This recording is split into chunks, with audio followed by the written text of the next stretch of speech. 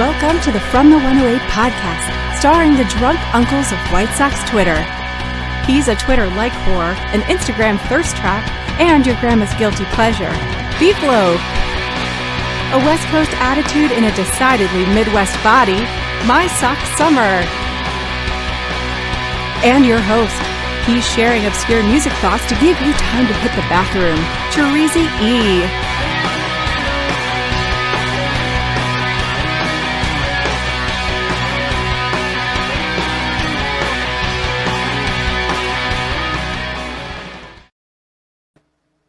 Thank you, Cornsey. Welcome to the From the 108 podcast. Get ready for some baseball, booze, and bullshit. And remember the drinking rules. If Beef Loaf says allegedly, or that he wrote a blog about that, you drink. If My Sock Summer mentions his time on the West Coast or is just not paying attention, you drink. Might if happen. I swear or say here's the thing, you drink. If Chris asks to have My Sock Summer muted, you drink. And if some rando just hits Ed with an empty beer cup, you drink. Yes. Also, you can make any of us shut the fuck up for 5 minutes by tipping $5, or you can make any of us drink anytime you want for however much you want. All right. Speaking of drinking, fellas, what are you drinking?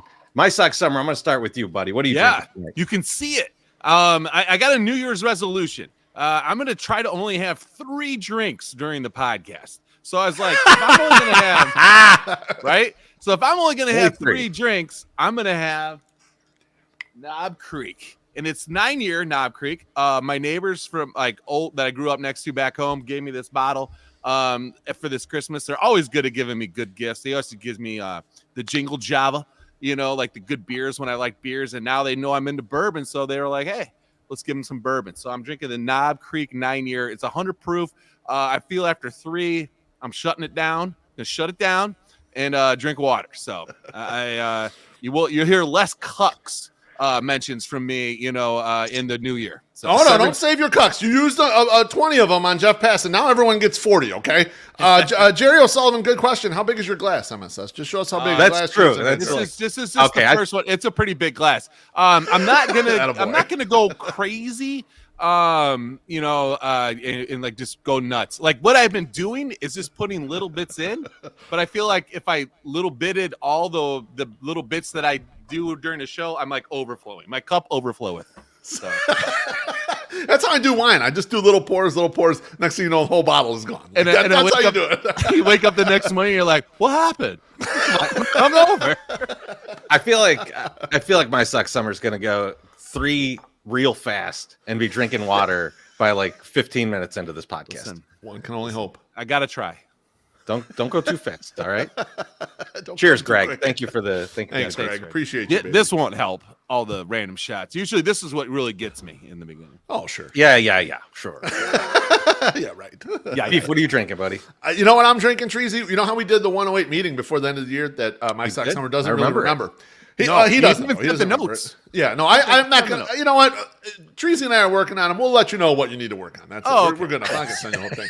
But MSS brought put in over your new show a bunch of beer and put in my beer fridge that we were going to drink. Now, we drank a lot of it, but there's some left over. So I decided I was going to drink whatever's in there. The first 2 that I poured, I kid you not, had floaters in it. So I was not able to drink them. I drank this one right here.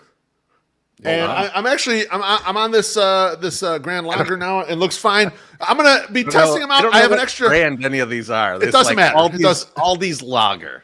These are all from. Yeah, no. Okay. He got all these. Okay. He got all these from from the flea market. So that I don't mind them. They taste good. But I got a backup glass here, Treasy, just in case I get maximum floaters in glass 1. I have got glass 2. I think you got to keep all the floaters in the same one, though. Jerry, cheers, man. Thank you. Cheers, Jerry. Floaters are high in protein, Loaf. I don't know if you know. That's what they tell you. Like if you look down after you've had a movement and it's floating, it's high in protein. You're eating right. So I figure the same's with beer. Yeah. I'm not hip on all this science. Okay, it just didn't sit well with me. Leave all those floaters. Put them all in the same glass. Okay. Leave it overnight. Take it to My Sock Summer's house in the morning and just throw it on his doorstep. Put it on my lawn. My lawn. It'll nourish it. Treasy, what are you drinking tonight? So again, I'm back to the tequila from our good friend My Sock Summer. So this one it's Garçon, and it's a single barrel, and it's aged in Blanton bourbon barrels. So it's a very, very delicious tequila. I'm not keeping myself to 3 glasses. I'm not going to try and do that because I know it will not work. I'm already 6 glasses in. How can you run a show like that? Only 3 glasses? Never. I know. I mean, man. I'd cut you guys off constantly. I'd mute both of you all the time if that happened. Speaking of needing to be muted, though, how you doing tonight, my suck summer? I'm doing great. And my daughter, it goes to CPS. Thank you, Mr. Han. Well, you got to put it up if you're going to say that. Here we go. Let's go with Sean Jankowski first. Sean, thank you, baby. Sorry, Sean. Delicious Go Cyclones. flea market beer. And then Mr. Han, thank you. We're not chugging. No chugging. Thank you. Now. I got to save what good beers I have left, Mr. Han. I don't know what. There could be a couple chunky ones in that fridge. I have no idea. Chunky monkey. So anyway, my daughter's been home and she's been like kind of on my case. Like, hey, I want to watch Wednesday. You know, the show on Showtime or on Netflix. And I watched it, and it's not scary as a 45-year-old guy. But there's some things in there that like a 6.5-year-old maybe would be questioning. And so she got her wish. And I asked, the wife, I said, hey, is it cool to let her watch it? And I was like, yeah. She's like, yeah, I think it's fine as long as she's with one of us. I was like, okay, cool. So she watched the first episode, and all the questions that she had were basically what's going to happen in the show. It wasn't, why did this guy get disemboweled by this weird, good question, fake monster? And I was like, oh, okay, good. So you're paying attention to the right stuff, and the other stuff you're like, that's just fake. Okay, good. And I was going to ask, Loaf, I was initially going to be like, hey, man, when's like the time to let your kids start watching, bad horror movies? The wrong guy to ask. And I'm like, well, also, MSS, sure you're a practicing cannibal. Like, why for real? But no, but I was like, I'm sure Bonita easily watched like Friday the 13th when she was like 7.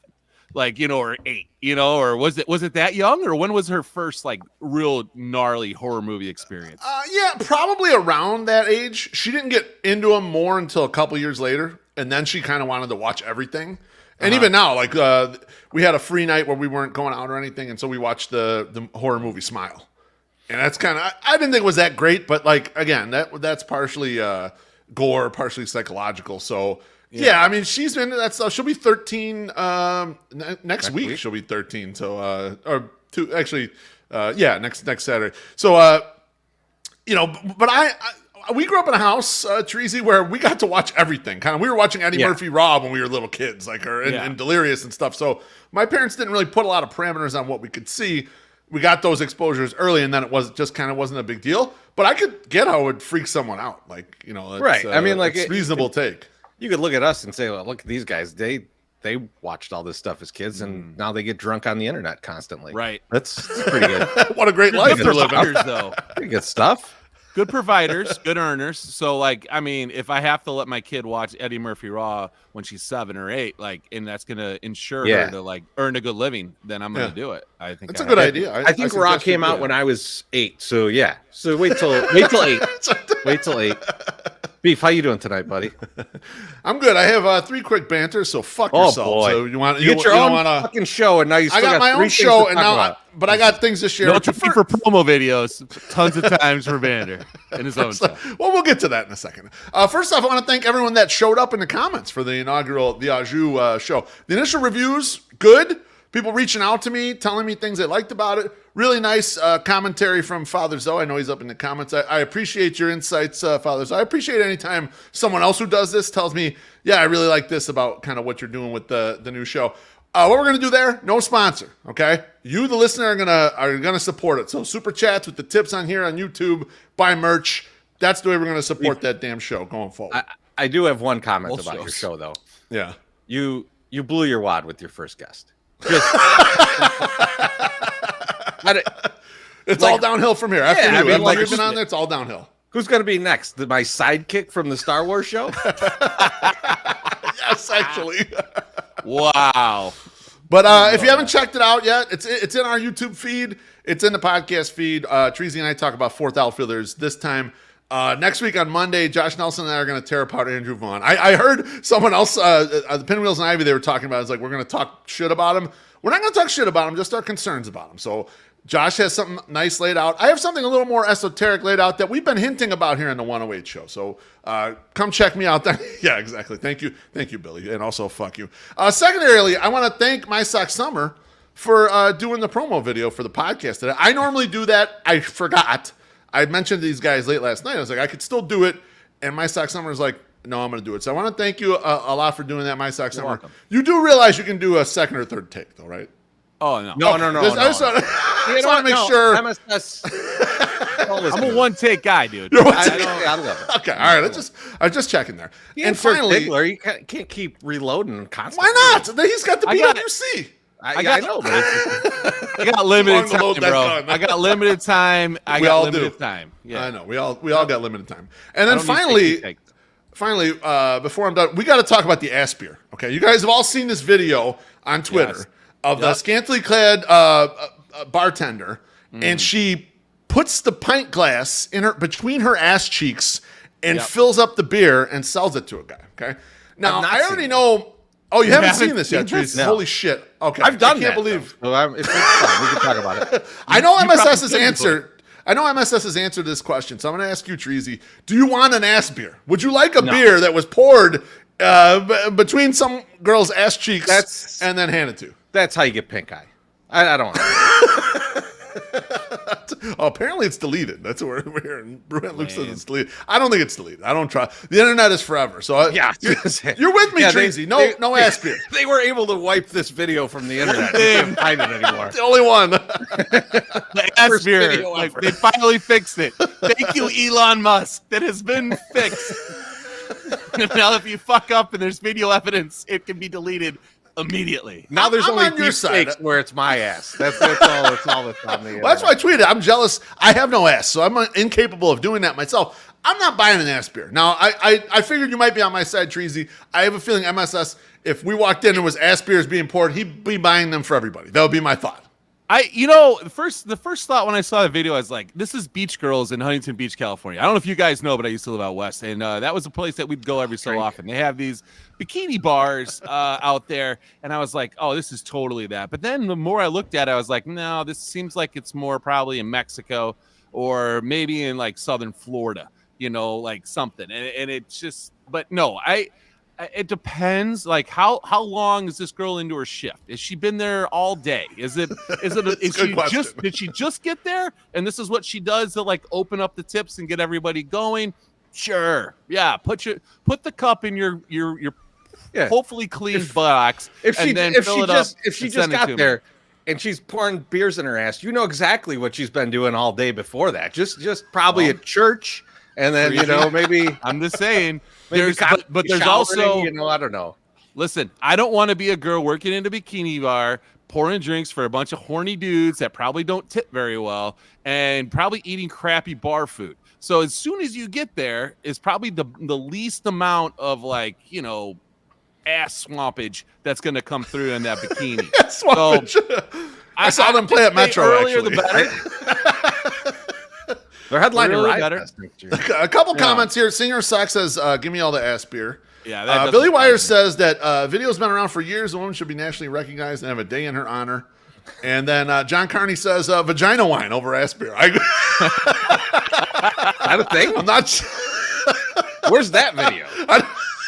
I wanted to snap call vagina wine, but I'm gonna hold off just until I find out more about what that is. We saw vagina wine at the Ravinia last year. We brought our own cheese and a bottle of port. They It was weren't great. playing. They weren't playing. No, not at all. Treasy, what are you up to, baby? Man, I've been working a lot this week. Everything's kind of kicked back into gear in January. So I've only been catching like little snippets of news and stuff. But I see that this guy, and I don't follow politics. This guy, Kevin McCarthy, keeps apparently losing the trying to run for Speaker of the House. Okay. And but then today someone voted for Trump. And then I heard this snippet where it was like, the Speaker of the House doesn't have to be a member of Congress. And I was like, hey, if that's the case, can they just agree on someone that most people like? Imagine Congress and Taylor then Swift. Peyton Manning sitting in sweatpants on the side. I don't know what the Speaker of the House does, so I don't know if I care if it's in Peyton Manning's hands. But I feel like I'd be comfortable with him making some important decisions. Manning cast is pretty good, right? Yeah. I've probably had more money on Peyton Manning making good decisions at the end of the game than I have on the Congress doing anything. So that's true. But yeah, know that. But weird. I keep seeing it, right? He's the guy's 0-8, right? Yeah, he's 0-8 at this point. Like, it's like your free throw shooting. He's like, look, yeah. Check in the finals. Vincent LaGuardia Gambini got his legal. He passed the law, the bar before this asshole got elected. What the fuck? Yeah, I don't know, but you know, comments tell us who should be the Speaker of the House. I'm very interested in what you guys think, and in the meantime, I'm going to ask my good friend My Sock Summer to make us some money. All right, let's do it. Merry New Year from all the awesome staff over at Mazda of Orland Park. The Zoom Nation serves Orland Park, Tinley Park, Oak Lawn, Countryside, and the greater Chicagoland area. They feature the best service, sales, parts, and inventory people in the business. They're one of the nation's top Mazda dealer groups. Orland Mazda prides itself on serving the community each and every day. Mazda of Orland Park has a strong and committed sales staff with years of satisfying customers' needs. Combined, their staff has more than 60 years of experience. With 6 decades of experience, you know that every time you visit Mazda of Orland Park, you will leave feeling fully satisfied. Feel free to browse their inventory online at www.mazdaoforlandpark.com, where you can also schedule service, request more information about vehicles, value your trade, or inquire about financing. Whether you're from the Chicagoland area, Northwest Indiana, or Southeast Wisconsin, they would love to have you visit and test drive a Mazda today. Mazda of Orland Park, home of the Zoom Nation. 8910 West 159th Street, Orland Park, 708-444-3200. Zoom. Oh man, you said satisfied so many times. It sounded like you were doing an ad for a massage parlor. I was just reading it, and I was like, it's like way more sexual than it needs to be. I need to tone that down. This is not a Dutch Movers ad, okay? You know, that's right. All right, fellas. Well, it's about that time. A tradition as timeless as being hungover on New Year's Day. They bring you 30 minutes of good, and we're going to try and do the same tonight, but it'll take us 2 hours to do so. We'd like to welcome to the show our good friends, Ed and Chris from Socks in the Basement. What's up, fellas? Woo! Cheers, boys. What's going on? Cheers. Hey, guys.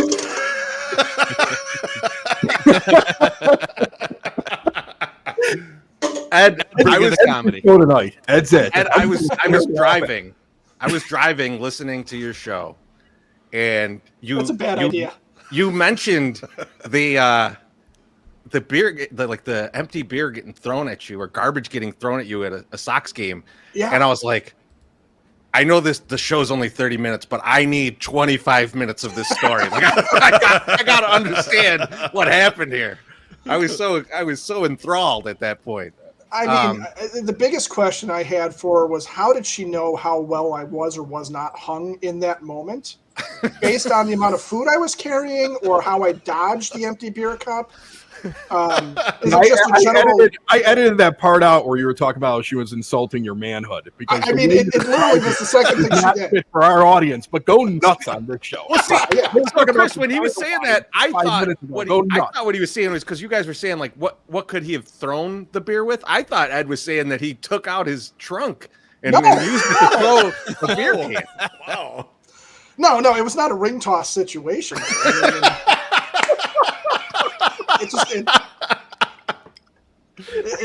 wasn't going to be one. I mean, I'm walking in the outfield concourse with my brother-in-law. I don't think my sister would forgive me if I did that, for starters. Plus, there's kids present. It was a family day, you don't want to have that. That's not part of the promo. Come out to Family Sundays at the ballpark. There's a guy who does a podcast and walks around with his junk out waiting for someone to throw an empty beer cup on it.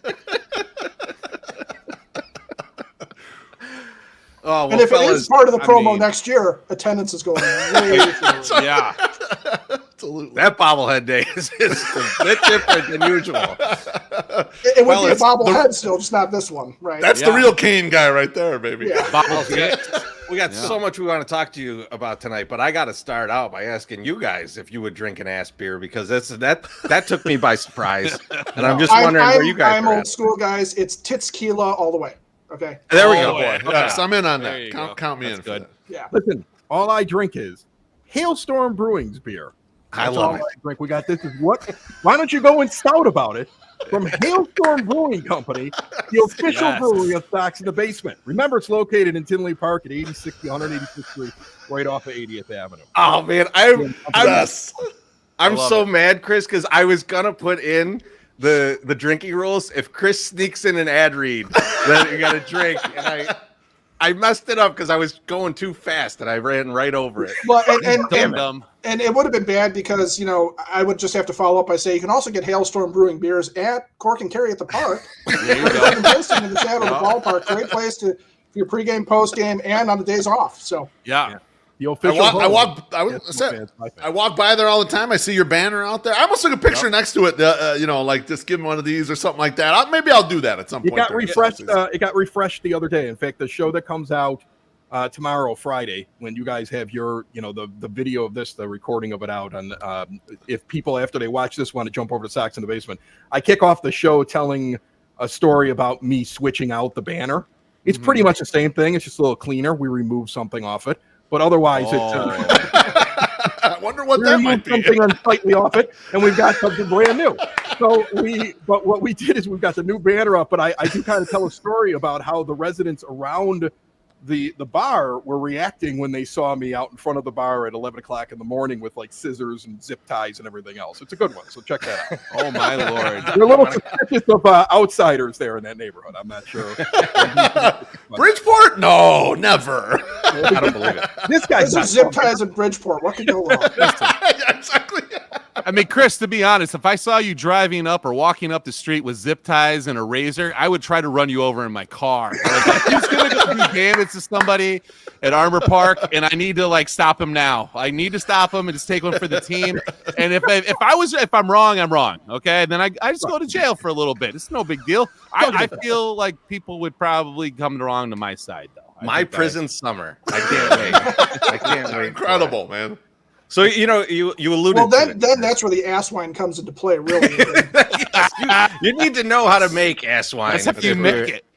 Yeah, it's more of the recipe than it is the delivery. The clinkety clink 23. It's drinking really good right now. It's coming right out of my ass. It goes down smooth. And there's another joke there that I'm not going to make. And you guys folded the blanks admirably. Thank you. You did allude to it a little bit there, and so coming into the 2021 season, you guys started a partnership with Sox on 35th, and when we heard about it, we all kind of thought, "Man, this makes a ton of sense. Yeah. This works from both sides." It seemed like a very logical thing to do. It didn't work out, and to quote Fred Willard, and actually my Sox Summer from earlier in the show, what happened?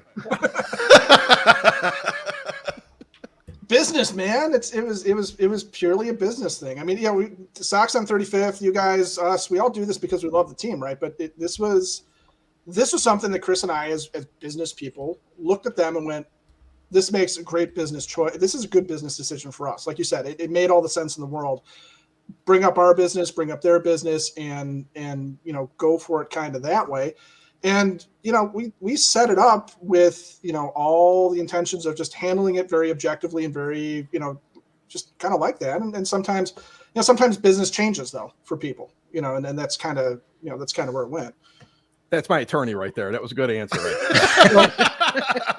I've advised my client to keep his mouth semi-shut. Enter the podcast. Okay, Rick, how you doing? Ever since you guys booked us, I've gotten a lot of advisements from Ed on this. We've only talked about this 4 or 5 times today, even. And the reason is because there's a contract between the two of us, right? I mean, we did this for fun. But I have my own. I have a company that has podcasts that have nothing to do with sports. I have one that does Evergreen Park. I got Southside Pod. I do production for people. We do consulting. There's a million things I do. And Sox in the Basement was kind of like something I was doing for fun.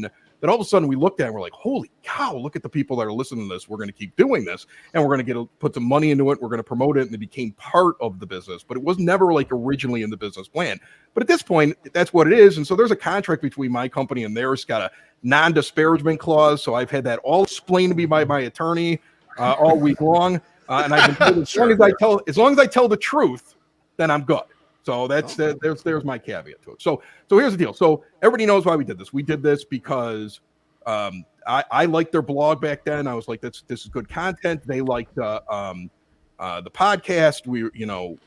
There were things that we could bring to the table. There were things they could bring to the table. Like you said, it was a good match.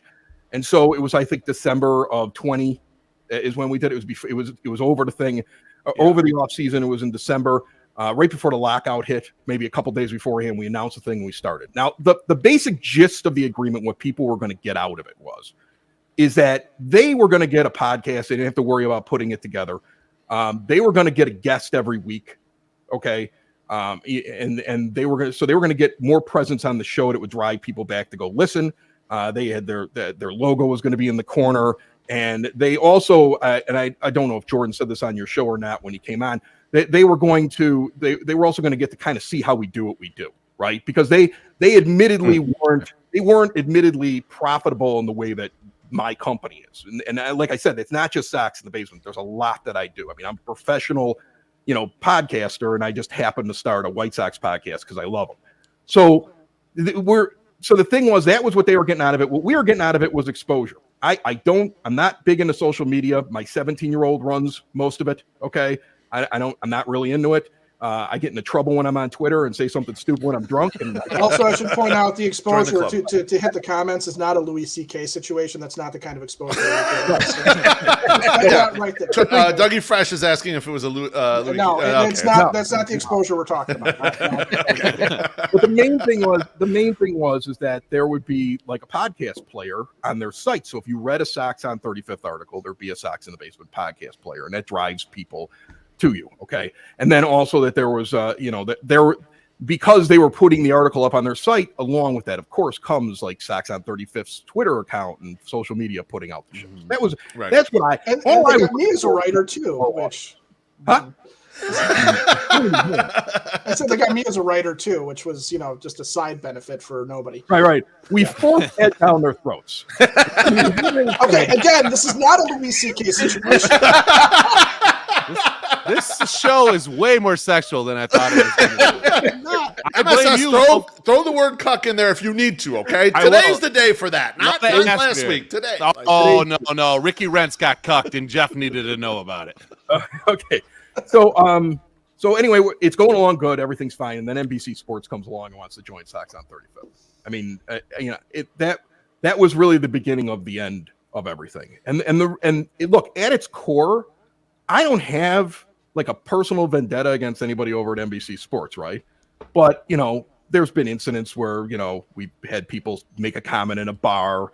We'd be at Sox Fest. Who cares? I don't get hurt feelings over that kind of stuff.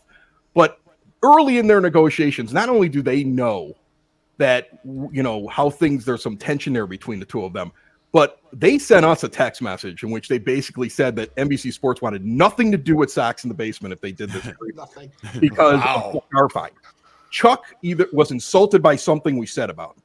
So either Chuck said it or somebody protecting Chuck said it. But according to Sox on 35th in the text that Ed and I got, Chuck Garfien was the reason why they would have nothing to do with us. So, wow. Okay, cool. I guess I live rent-free in his head. I have no idea why. He's not our Chuck. He's all y'all's Chuck. And if it's not him, and it's right beneath the little bit of hair he has left, Tracy. But come on, low blow. Chuck. I don't even know if it is Chuck, right? Like it could be like a producer. Right, could be. Like, well, they're mean about Chuck, so we should. Who knows? Okay, but that was the thing that was kind of passed to us. And in the end, we had kind of told them when they asked us, "Do you guys want to be involved too?" I was like, as long as nobody tells me what I can and can't say, right? Because look, we talk about it on the show. That's probably why they don't like us over there very much. Jerry Reinsdorf's company that he has owns a majority ownership in NBC Sports. There are certain things they don't talk about. They were the last people to the table when it was time to start saying Tony La Russa shouldn't be the manager. Like they were screaming it loudly in the last couple of weeks, like they had been there the whole time. They weren't. We were there. You were there, Beef. And Teresi was there. Yep. It's like everybody else was there. They take forever to get there because it was probably something they really weren't. Yeah, I don't know for sure. I don't see their internal memos, but I think that's just kind of interesting, right? That's just kind of how we feel. So that was my main concern. So other than that, our other concern was like, how do you interact with them and interact with us at the same time? They've got a podcast. They've got White Sox Talk. Yeah. And the way it was explained to us was, well, and this is what Jordan and Joe told us. You guys can You don't worry about it.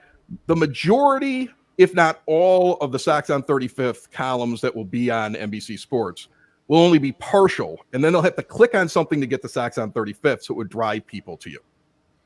And they said that to us plainly enough so many times that we even talked about it on the first show after they announced the thing. We're like, it's kind of cool. They're going to be kind of, it'll be a thing, and then we'll get some new listeners and whatever. First, that didn't happen, right? So that was the first problem. The second thing was like the day that I talked about that on the show, I had to be about like 10 o'clock in the morning, and Joe Binder from Sox on 35th, he's on the phone, all pissed off at me because he's worried that what I said on the show is going to screw up his whole thing. Like immediately, like the first day of their first podcast of Sox at Base when they came out, there were concerns expressed about who I could talk about and what I could say. To the point where we had an argument on the phone. I was like, you can't tell me what to say. I don't work for you.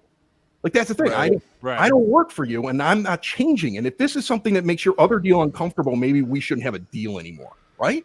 Like that's you don't work for him, and you also don't work for the third party, especially the third party you're not involved with at all. Like, and we were here first, for crying out loud. Like, that's right. I mean, you guys have a contract with us, right? And here's the thing: like, you brought us to the dance, and then you saw the pretty girl that had television, and now all of a sudden we're standing over there by the punch bowl. Like, I mean, like that's kind of how it felt, you know. So, but the thing was, we were going to try to work through it.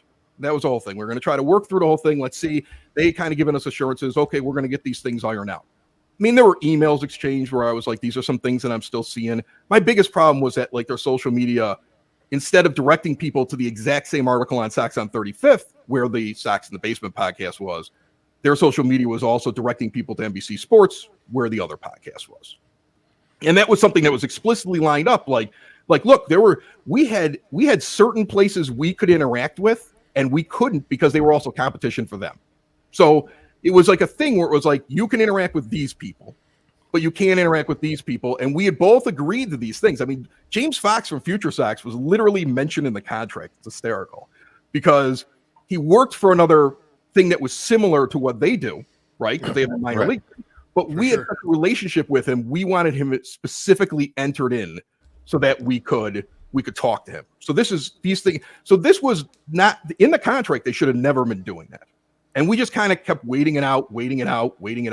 At one point, we said we wanted them to stop, but they brought up some stuff they wanted us to do better. We said, okay, fine, let's go to our separate corners and do better as partners. Let's see if we can push this thing through. But it just came back a couple weeks later. And then I ended up pulling the plug.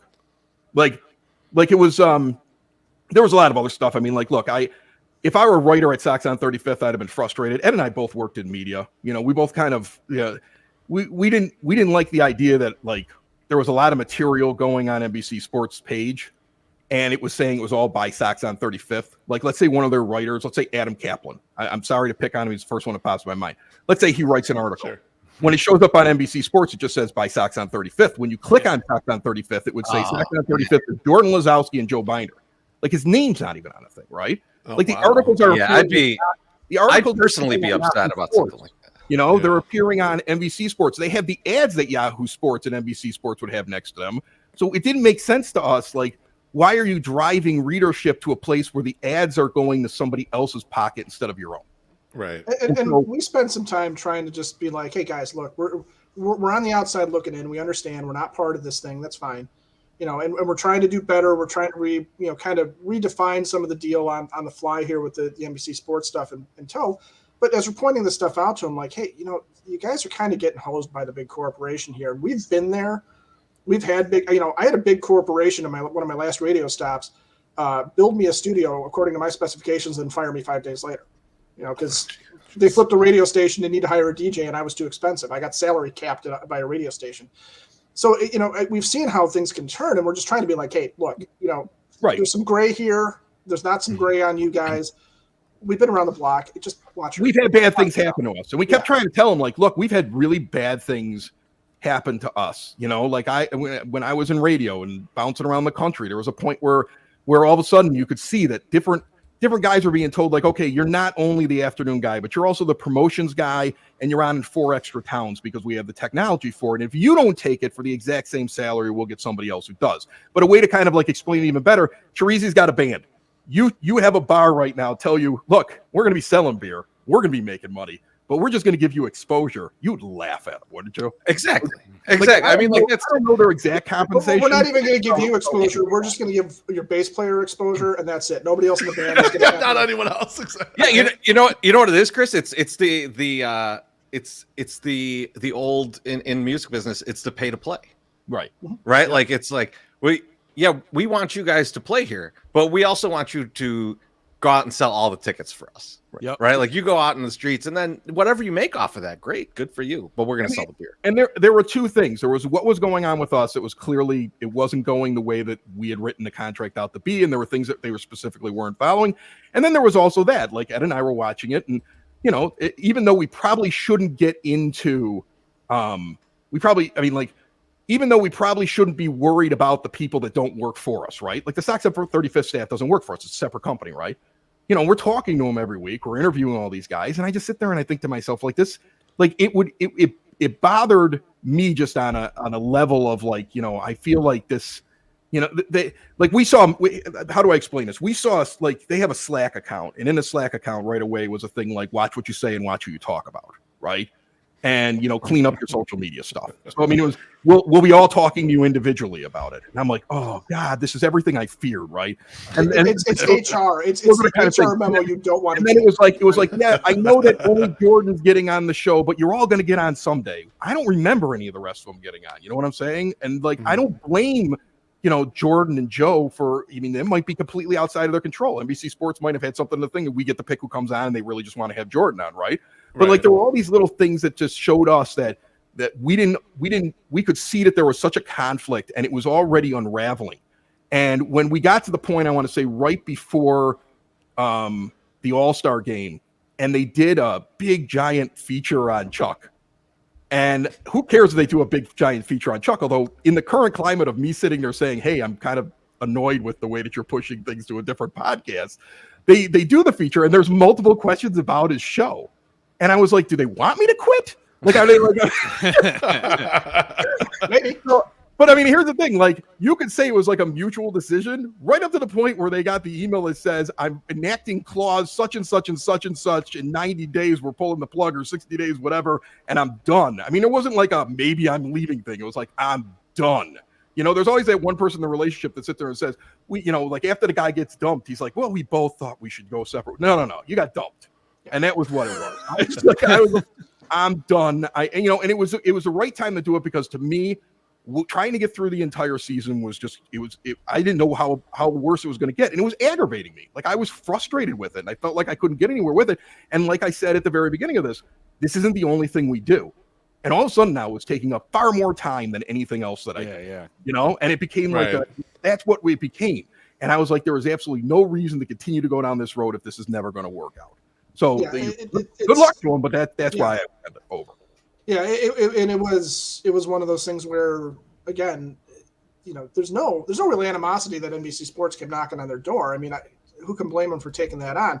Well, yeah, we had a great idea, then they came up with it. Yeah, but that's what I mean. Though. Look, I've been replaced by a hotter guy before. All right, not that I'm. Not attracted to Chuck, but hashtag crack 'em. Why not? But I mean, thank you, Brian, for the drink. Appreciate it. Cheers, Brian. Cheers. There does come a point where you just look at something, and this happens in business all the time. It happens in personal relationships. It happens you guys know how it goes. Sometimes you just look at something and you go, well, this isn't what I was supposed to be. This isn't what I wanted. I just don't want to devote any more effort into this thing. And I don't want to, I don't want to kill myself doing it, especially when, like I said at the beginning, there's a business aspect to this, and, Chris has other businesses to run. I've got a business to run, and hey, it was fun while it lasted, but it definitely wasn't anything out of like frustration over the season. It wasn't anything out of. Oh, that was my favorite part. I watched. I was like, I wonder what he's saying. I thought that was the best thing.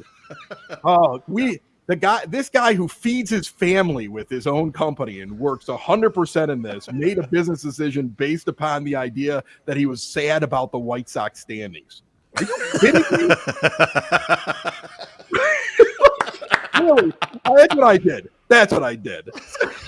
Whatever. I mean, here's the thing. The thing is, and this is the absolute truth.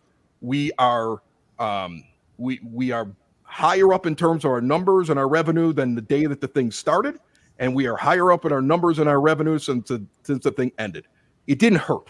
You know what I'm saying? Yeah. And so the only thing it really hurt was it just kind of like got me to the point where I was like, okay, this was a neat idea. I don't think I'll ever do this again. You know, like I told Ed, I was like, makes sense. Yeah. Let me think about it. Here's the thing. Like we keep saying business, and I hate saying that because, I don't want to make people think that I don't love the show. I mean, like I do love the White Sox and everything like that. But I mean, like it has a revenue stream and it's one of many that comes in. And you're always, when you're doing something as a small business owner, saying to yourself, okay, where's the next revenue stream, right? So at the time we were talking to them, I thought the next revenue stream is going more into this blog sphere, okay, and expanding Sox in the Basement as a property, right? Mm-hmm. Now I'm like, Sox in the Basement's good where it is, right? Like Ed and I have dove into something. We're doing like, so we're just going to gain weight and expand ourselves as a property. Oh, I like that. It's always fun.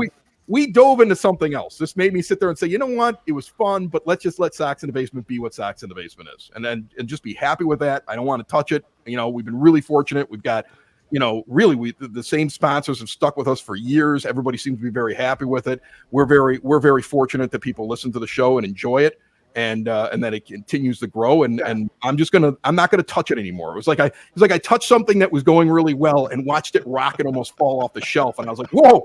Don't touch that again. Just leave it there.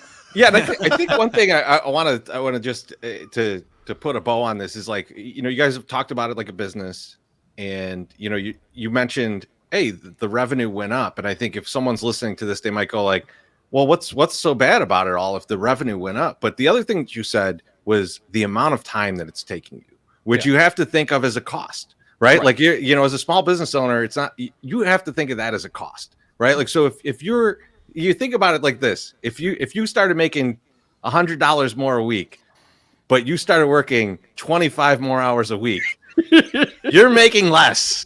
You are making less. And that's kind of what it felt like. And also, I probably didn't phrase it really well. So here's the thing. There is, you can actually see it in the listener numbers from the point right around the time that they start with joining NBC Sports, because we've always been kind of like a renegade show that just like says anything, right? Like the greatest thing about Ed and I doing this is that we're not interested in writing for anybody, working for anybody, being part of the White Sox. We don't care. Like if we aggravate somebody because we call somebody out on something, we don't care. Okay, this is all we're doing, right? This isn't a stepping stone to something else. So when they joined, we actually can see a dip. And when we left and started taking all of the stuff off, like when I started taking the branding off and stuff like that, and we started reducing how involved they were, you could literally see like the thing go back up again. And it was like, so when I sit there and say, like, to me, I didn't see a massive positive gain for us by being with them. I actually just could see that they luckily didn't mess up if you look at the last 4 years, that mountain that goes up, you know what I'm saying? For sure. Yeah, I mean, they didn't jump up and down on the end of the bed and tell us how to do our job, which is great. So, well, I was like, somebody in the comments was calling for dick jokes, so I thought I'd throw some. Here's my favorite thing about this whole thing. Like, I feel like I can't tell if my Sox Summer is enthralled. Or I am picking my place. Question, and he's like, I'm not sure if I want to ask him it, but he wants to ask some shit. I was gonna say, well, see, now I go into the swims, and I don't even know if I'm on right now because my you're good. You're good. Sure. Yeah. I get the spinner sometime, Chris, and I don't know if I'm on, so then I have to like wait, and I just talk, and then I have to listen to. Is that what it is?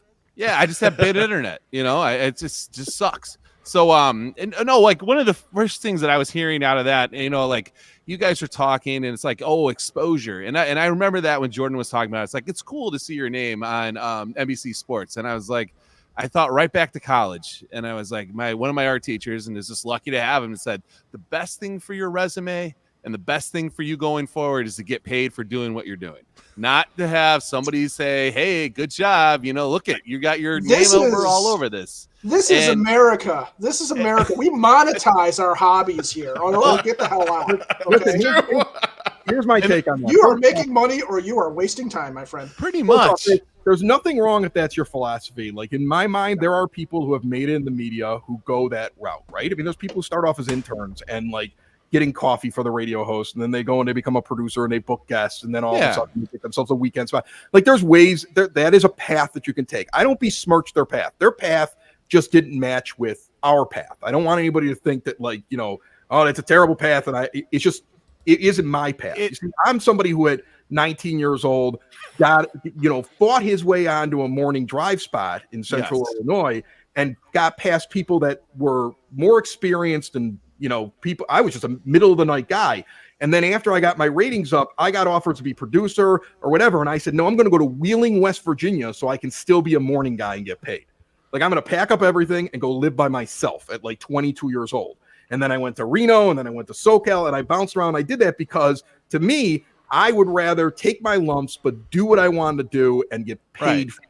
And so my philosophy in life just may be different from what their philosophy in life is. There's nothing wrong with that, but there was a real difference in how I see things and how they see things. And I'm just here for the exposure. So yeah, and I guess what I'm trying to say too, and I don't disagree with you. I think there are jobs and there's things that you go in and you're going to earn your way up to something. You can start somewhere, whatever, but you're still getting paid, you know, and you're still getting something. It's not just based on a thing. And I think the internet shit is so fickle, you know, and it's like, hey, if a big company like NBC Chicago is not throwing you some money, you know, to be partners, and then you start putting yourself up there, you have to get something, you know, like, and I think of enough. Hold on, Chris, hold on, because people want to hear this. Hold on. Okay. This is what people want to hear. Hold on, just 1 second.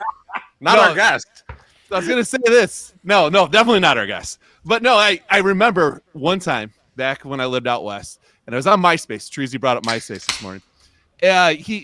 Like they were talking. Jenna Jameson put an ad up on her MySpace. It was like, hey, we want to make a T-shirt. So all you graphic designers submit a design, and if we pick your design, we're going to send you a free T-shirt. And I'm like, Jenna Jameson, biggest porn star in the world, is going to make $40,000 on this T-shirt, and she's too cheap to spend $500 on the design. You know, all I heard was your entry didn't win. Much. No, I didn't do it. And I actually got into a big fight with people. They're like, "Oh, just let people put it in." I was like, "Yeah, but this is like totally disrespecting the field." You know, like what you actually do, like the actual job. You're just like, no. I'm not fucking going to give away shit. While we're on the topic, here's go better. Oh, go ahead, Chris. As far as we knew, it was exposure only. Okay. We've never seen their contract. We don't know their exact thing. We also know that there was going to be a renewal period, from what I understand, in the fall. So I don't know where they're at right now. But that, like, we at least have those details because they were keeping us apprised of things. That was the one thing. They kept us apprised of everything they were doing mostly throughout the entire process. Okay. And while they were doing it, they were trying to tell it. Just, we would just keep looking at them going, are you sure? And that's kind of like, that was it was the only thing. So, I mean, like right now, I don't know if things are different. I don't know. I have no idea. We have not spoken to them since the email was sent that said, I'm out. And then there were some other details in how the thing closes out. And I was like, if you guys want to make this less painful, there's no reason for us to follow like these really hard restrictions on each side. I'm willing to soften some things and we can make this an easier exit, because like it's not like I don't want to go after anybody. I just like that's the thing. Like it was like, let's make this as easy as possible for everybody. So, but since that was over and since those things were exchanged, it was like boom, boom, it was over. You know, I mean, it's been months. So I want to get into more questions, but Treasy, we got to hit a bunch of drinks. Yeah. Catch us. I was just trying to catch us up on the drinks. All right. Thanks. Father Zoe says, great convo here, fellas. And I agree. I like you guys Father are getting Zoe. real deep in this. Yeah, I dig Father He's Zoe, the man. And I've had him on my show before. And trust me, Matt, I've got you written down over here as somebody I want to have back on the show. So I do dig him. And he's right up. He's in Beverly, if I'm not mistaken. And I'm in Evergreen Park. And I can't believe we never run into this guy up on Western Avenue. And so, minimum. You guys got to change that. You got to change that. We're going to go have a drink, but we are not combining Socks in the Basement with Pinwheels and Ivy. That's podcast. Thanks, Greg, for the drink. Greg, cheers, Greg. Thank you very much. Thank you, Greg. Our guy Baloney says, I'm not in favor of MSS's drink restrictions. So MSS, fuck you. But we'll MSS, take how it. you doing? How close are you to the So- third drink? The second drink that I poured was just a smidge, right? So I was like, if I do another, I think I can do 3 smidges, and that's a full Okay. drink. So I'm on 1 1/3 drink right now. Okay, that So just I'm- kind of leads into the doing next okay. one. So the Yeah. next So one. Soxwood says, expose yourself, there. MSS. Please do. Not Thank good you. enough. No, Thanks for the drink, DWC not, incoming. not there yet. Work up to a semi and then expose yourself. And then Senor Sox says, aloha, gentlemen. Thank you for the Aloha. drink, Senor. Aloha. Appreciate you. Keep it rolling with Mr. Hand says, take a drink for Chuck Garfien Man. and Scott Reifert. No thanks. boy. I don't even know Scott Reifert, and I met Chuck one time on an escalator, and he was so uncomfortable. Like we were like, all of a sudden I just ran into Chuck Garfien on an escalator, and we had already been on forever, and on the escalator, like he's all of a sudden he's behind me, and I thought to myself, I'm like, he can't get away. So I like just turned around, like one of those weird videos you see, like the prank video where the person turns around and stares at the other person. So I just turn around, and like I'm like 2 steps down, so we're like the same height, and I look right at him. And I go, Chuck Garfien. He goes, yeah. And I go, my name's Chris Lanuti. I do this little podcast. And he finished my sentence right there. He's like, socks in the basement. Like it was just like the most just begrudging way of saying it ever. And man, it was the most uncomfortable 20 seconds to get to the bottom of the escalator for him. I was having a blast, but that was pretty much it. See, I'm Chuck actually is friendly with us. He did Well, right there, during the pandemic. We had a thing that we were doing called 3 Things. You were on it, Chris. You were one of the guests of. Yeah. We did it where we interviewed a bunch of people. Chuck came on and he showed us his fake ID from college. He was drinking on the show with us. Like he was pretty chill. I didn't know he had a problem with me till I got the text from Sergeant. Chris, no, you know I what? don't Though? even know if it was him. It could have been somebody It else. really should Chuck. I don't know. You I just don't told think I the ever say story. anything bad about him. That's what's funny. Like I asked Ed, I'm like, what did I say about Chuck Garfien? He's like, I don't know. I don't think Chuck dislikes you. I think Chuck likes you, and here's why. Why? Because you met him. He finished your sentence and said the name of your podcast, but he did. said it correctly. He did. If he didn't like you, he would have said, "Oh yeah, you're the socks in the attic guys, right?" Basement socks, guys. That's true. Oh, yeah. Like absolutely true. he would have wrong named you. He would have. Yeah. Oh, what do you? Oh, Charles, right? Charles from Socks in the Attic. Like he would have done that if he didn't. Charles like the Loogie. Can you do me a favor? I hate to hijack your show, but with all the comments while I was talking, Yeah. and my wife would be mad at me, but as a male, I saw a blonde girl who offered to be my intern. And Ed knows that's one of my favorite things in the world. Can you find that comment? I don't think so. I doubt. I don't think that exists in there. First, And that's what I saw. I saw There's- blonde hair and the word intern. And I was like, this is like the 90s again. no, I think I saw that. In our Christopher, you comments? wish. Yeah, no, It I think I saw that comment, and it was making fun of our. Oh, there it Oh, is. there it is. Okay, Oh, Missy. Yeah. yes, he was. Yeah, I don't think Mrs. Lanuti would like you in my basement, but Thanks. Missy has like 1 million Missy TikTok followers. So yeah, she'd be a great intern. yeah, She could do all the social media for you. That's Okay, for she sure. well, knows the social media for sure. Here's the problem, though. I've seen Chris dance, and it's not good. Like, Oh yeah, no, it's, yeah, he you're not doesn't going show to his be baggy fit and then what's underneath or something. I'm a hell of a dancer. Missy is Buddy, not you've afraid of the had the Chinese same move for government. 30 years. You've had that start the lawnmower shit that you do for 30 years.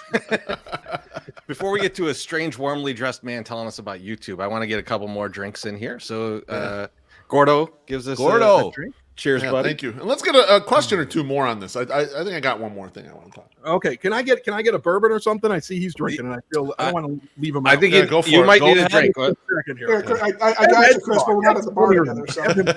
You know what? While he's gonna drink, I'll play the YouTube one. But Yeah. cheers, Yeah, Billy. go ahead. We can come back and talk to him again. Billy, Yeah, thank you. absolutely. Appreciate that. About Yeah. bullshit. Yeah, there's no question. Subscribe to our YouTube channel. If you're watching us on a live stream right now and haven't subscribed, make sure you tickle the undercarriage of that subscribe button and get on board. If you've already subscribed and are watching the show, talking smack about MSS's internet and generally meat gazing at Treasy E and I, please smash that like button in the face. If you are listening on the podcast feed and have never enjoyed the eroticism that is the YouTube version of this show, come to youtube.com/FromThe108 and hit that subscribe button. Our previous goal was 1,000 subscribers. We're currently at 1,100 plus. That's going to allow us to make minimum wage for about 1 hour per month if we do a full podcast schedule. You just can't beat that. So get your friends, your family, your dog, everyone to subscribe and allow the 108 to fulfill the dream of becoming YouTube thousandaires. I love you. That's still horrible. It's 1,500 now, horrible. subscribers at least. It's moving up a little bit. Hey, listen, Ed and I launched a full podcast consulting podcast, if that makes any sense. I love it. Yeah. We literally tell people how we structured everything, how we sell everything, how we like every little thing, because we do it differently than I think most podcasters do things. And I talked at like Chicago Podcast Day this year since the last time I was on your show. I was on that. James Van Oslo invited me, and like they brought me out there because I was like explaining how to do it. And after it was over, I would get so many people that like kept wanting advice. I was like, Ed, I'm giving this all free. How do we charge people? Yeah, American money. Yeah. Subscription podcast. Again, America. Oh, I love it. Monetize our hobbies, damn it. It's called Podcasting for a Living. It's only on Anchor and Spotify right now. I'm hoping to expand it out to other things. It like everything, when I launch something, I do it very, very small and kind of spread out as we're going. So He's a paid grower, not a subscription for that, shower. Chris? Yeah. Is that how that works? there's a free show that's unlocked and a trailer, so you can at least check out what the format. It's only like 20 minutes each thing. The way it's kind of set up is like it's almost like a book. So the idea is like you want to know about how to do audience growth. If you want to know how to do sales, if you want to know business structure, Ed does all the boring legal stuff, but he actually does a really good job at it because he's funny. So if you ever want to hear somebody talk about copyright law and actually laugh, like Ed's good at that. And, like right now, I want to say there's only like 10 episodes. My MO as a lawyer is I talk about estate planning and how people are going to prep to die, but I make them laugh while doing it. So Yeah. That's key to the job, right? So I mean, we launched 10 episodes this week, and then starting on Monday, there'll be at least one episode with me and Ed with like a specific topic for the library. And I'm also going to be doing like a diary once or twice a week on top of that, just like stuff that's happening in terms of like the network for people that are like doing it seriously. But the idea is that like, if you ever want to start one, or if you have one and you're like, well, how do I make money doing it? Like that's something that's the whole focus of it. What's it called, Chris? A lot of people in the podcast have their own. A lot of people in comments have their own podcast. I was going to say podcasting for a living. So Okay. $5.99 a month, but seriously, you could do what I do with like a streaming channel, pay $5.99, get them all, and then just drop the subscription. You can cancel it. Right. I don't. thus it goes from a money-making venture to Chris giving it away again. Well, that's just what I was just going to ask, Chris, because we're personal friends. You can obviously no one's listening here. You can give the three of us one tip that you would subscribe to the 108ers. I mean, come on, we need help. We're idiots. Oh my God. What I give you tips all the time. I know, but it's been a while. It's been a while. You fixed our show. 3 hours long, and now you got your own 30-minute show. You guys release your show on the same day as mine. How many more tips do you want? Just one more. Just one more. You fixed our original show. I agree with that. You told us our sound sucked. We fixed our sound. You told us no 3 hours no more. You said shorter. We're not that much. 2 hours. It's as good as we can get. You know, we're trying. I intend to go 3 hours a night. I want to go. That's fine. When you're here, it's fine. can't Absolutely do it. fine. But come on, one more tip. Something for it could be individually, whatever. Give us something. And don't say keep our shirts on. I'll take my shirt off whenever the Can you fuck I think of want. something that we talked about recently that we could throw out to them? Honestly, I don't want to give the whole show away. Nobody love that.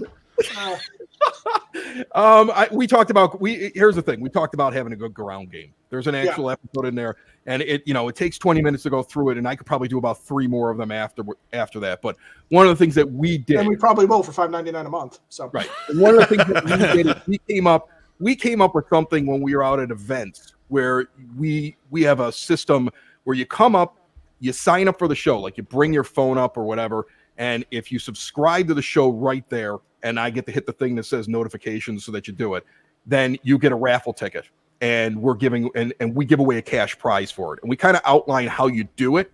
And what we're essentially doing is we're paying like less than $1 a person. Like if somebody sat there and That's said, impressive.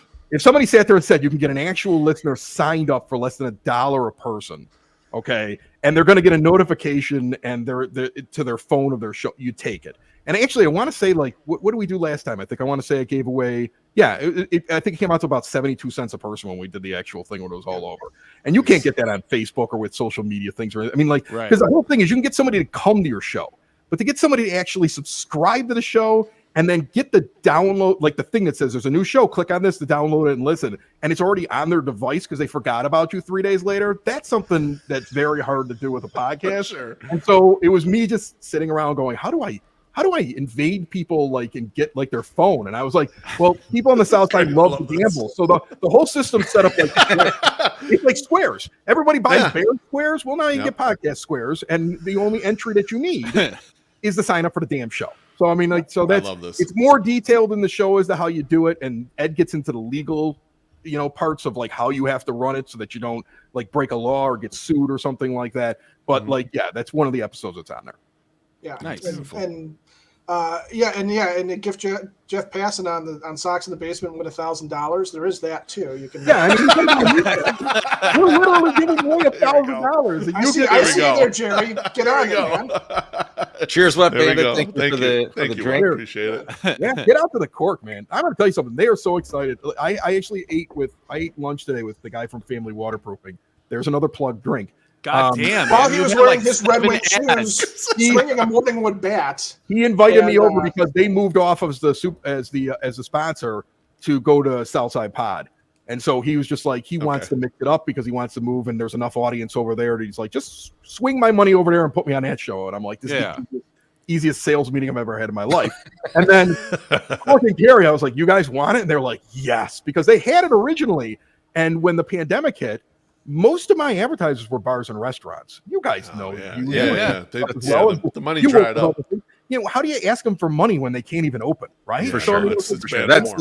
I didn't. And for so like 8 months. Huh? It took me 8 months to ask for money. After that, I was like, I can't do this. I mean, it was tough. Like you think about going into like the 108 tourney when we're getting sponsors for the 108 tourney, and it's like, our place is going to be open. Like it was. Right. I had to forgive people. Like when it happened, I was sending out emails, and like I had some of them insist that they wanted to pay me, and I was like, please don't give me any money. Like we're gonna be fine over here. I mean, there's other parts of the business that aren't the podcast. I can survive these couple of months when you're completely closed, and then we'll work back into it and stuff like that. Because I really selling black market vaccines. I was gonna say time it was great. So feet pics over on OnlyFans. I know. Cheers, Zach. Zach has photos of Wet Bandit. If anyone is interested, DM him. So let me follow up on a question on the last topic, the partnership with Sox on 35th. We're talking about this? Yeah, I want to close it. Can we talk about how the entire world woke up this morning and thinks that we should trade Justin Fields? Can we talk about that? We're not a Bears podcast, but that is ridiculous. It's absolute insanity. People have nothing else to talk about. That's the only reason I can think of with the Bears. Like you have one good player, and then that's the one you want to get rid of. It's like when I look at all right, I shouldn't even. When I look at the Bears, I think to myself, Chris, like, okay, we were alive when they were good before, but a lot of these people weren't, right? So they're freaking out. They love Justin Fields. And I look at the roster and think to myself, you're 40 men short right now, maybe 50. That's how much quality talent you still need on the roster. This draft and the cap is not going to be enough to cover anything. Beef. This is the Bears in the early 80s going, you know what? We got to trade this Walter Payton guy. And you talk about us being alive when the Bears won. Yeah, I was alive, but I was getting up for Saturday morning cartoons and watching the Smurfs and He-Man, for crying out loud. It's a big difference. I was watching like that. All three of my children are like my youngest, I think, is the same age. No, he's almost there. He's almost 8 years old. Okay, and my two older ones, I got a 17 and a 14-year-old. Okay, I mean, like that's crazy. My kids are much older than what I was even when the Bears won. That's how old I am. That's how long it's been. But my question on the relationship. So envisioning it went well. What would it have looked like? Like how would the contributions have worked where this thing worked perfectly? Because what I look at when situations like these pop up is you look at it opportunistically. You're like, okay, we're going to get on this, best intentions or whatever. But do you look at like what's it going to look like in 3 years? What's a success for this thing? So here, like the other thing that we were going to do that we never got a chance to do because the agreement was, and we talked about this verbally as we signed everything, was like, okay, I was going to develop more media for them. Okay. I was going to develop a video thing. We were going to develop side podcasts for some of the for some of the writers. Like, for example, like one idea we were kicking around was like a sports writers thing. Like, remember when all the old guys would sit around with Nick Tellander? It kind of looks like this. A little bit, We kicked that one around too. Yeah. We're like, we could do that, and we can have the writers who never get to talk sit down and do something, and so. But the idea was we got to get this off the ground first. So the plan was to start, really getting into that around the All-Star break, but things were falling apart by, I don't know, like May. So I mean, like at that point, I was like, I'm not developing anything until we get this fixed. Like it was kind of like one of those things. Like Ed and I talked about it, like what would we do? But I wasn't going full speed ahead on it until I could see if the thing was going to get fixed. And so long term, over 3 years, I think that it would have just continued to be just a nice partnership in which they would have done their thing, we would have done ours. But I mean, we were like when I put the Cork and Carry banner up, right? So I mean, like I asked, can I put them on too? And then I negotiated the idea of like, hey, if we put them on, we could do this and blah blah blah. Like I wanted to involve them. Like we did a St. Patrick's Day Southside Irish Parade event, right? Mm-hmm. Like I was like, let's get your stuff on the koozie that we're giving away, because that's what we do at big events. Like to me, like I and this is not because I have any problem with the fact you guys like sell merchandise. Yeah, I was going to bring that up because I heard that in that podcast. We come from radio. That's the thing though. But we come from radio, and so when we did radio, there was a big giant promo thing that we stole from, and then we gave the rest of it out to the fans, and that's what we took all the good stuff and we got every CD for free. I got 4 copies of a Tool CD here where the code is punched out in the back because it's not for resale because we were supposed to give them away. There's a drill hole in the case. Yeah, I had all that. I mean, like I still have CDs I haven't even opened up from the 90s back here. Chris, I still have so much Jägermeister shit from when I was working. I have a promo closet here in the basement of stuff I haven't even opened up yet. But I mean, promo closet in the basement. I love it. Yes. That podcast is $7.99 a month. Teach you to make a koozie, a good one. Shitty one. We were trying to build them up because in my mind, if you could build it up and you could get them involved in things and they got bigger, it only benefits us, right? Right. And then if we could be involved in trying to help them bring in a better revenue stream, of course, then that would also help us as well. I mean, you guys sell ads just like I sell ads, right? I don't know what your structure is, what you charge. I don't need to know, but I know this. It's a lot easier when there's 2 people waiting in the queue for somebody to say, I don't want to advertise anymore, that I just can call up and say, it's your turn now. Because like I have that with some of the shows because they're booked, right? Having more people that are working with Sox on 35th who start to understand it, and I don't have any advertising space. It'd be nice then to be able to say, okay, now there were benefits to both sides here. We were talking to our advertisers about doing stuff with them. So our plan was to just do something where we could help each other and stay independent. But I don't have a television station, and that's just true. Not yet. Yeah, okay? I don't have a TV station. Okay? We've been pouring over the movie UHF to try and get tips on that. Yeah. That would be amazing. Great film. Once we figure out how to do it, we're going to do a how to start a television podcast for $11.99 a month. Yes. Conan the Librarian on at 8 p.m. That's going to be flagship. Yeah, and we've got a zoology show. We don't need no stinking badgers.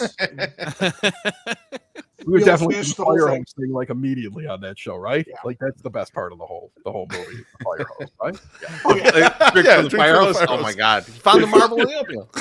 That's right. Absolutely. By the way, I'm just happy I got to switch to bourbon because Ed told me that once we were through all the Sox on 35th questions, I could drink bourbon. Nice. Cheers. Yeah, he's like, don't drink bourbon until you're done with those questions. We are through it, and what we want to get into now is what we've done for years. I mean, we've done it on these podcasts. We've done it in the seats. We've done it in the bars when we talk to each other. Just some straight up White Sox talk, man. Oh, just get into some White Sox. He looks glorious in that 23. He does. He looks good there, doesn't he? Yeah, he looks good. He looks. Yeah, he looks like a guy one over the wall. Yeah, he looks like a wishes guy he was Robin Ventura. When that picture was taken, that grimace was a crap. I'm flying out to middle right field in Kaufman Canyon again. There's no way he was looking at it going like, "Hey, that's got a shot. That might hit some chain link." he was looking that way, going, "I wish I would have pulled it, but it went to left field."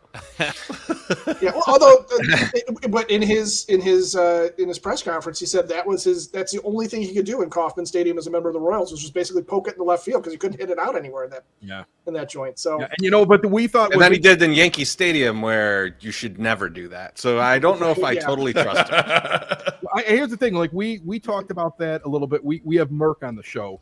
Scott Merkin's back on the show for Friday, and I talked to him a little bit about the Benintendi stuff and things like that. And one of the more interesting things is something that Ed and I kind of floated just when we were talking about, this is the guy you should go get. And we were having this conversation. Then they got him. We had the conversation again.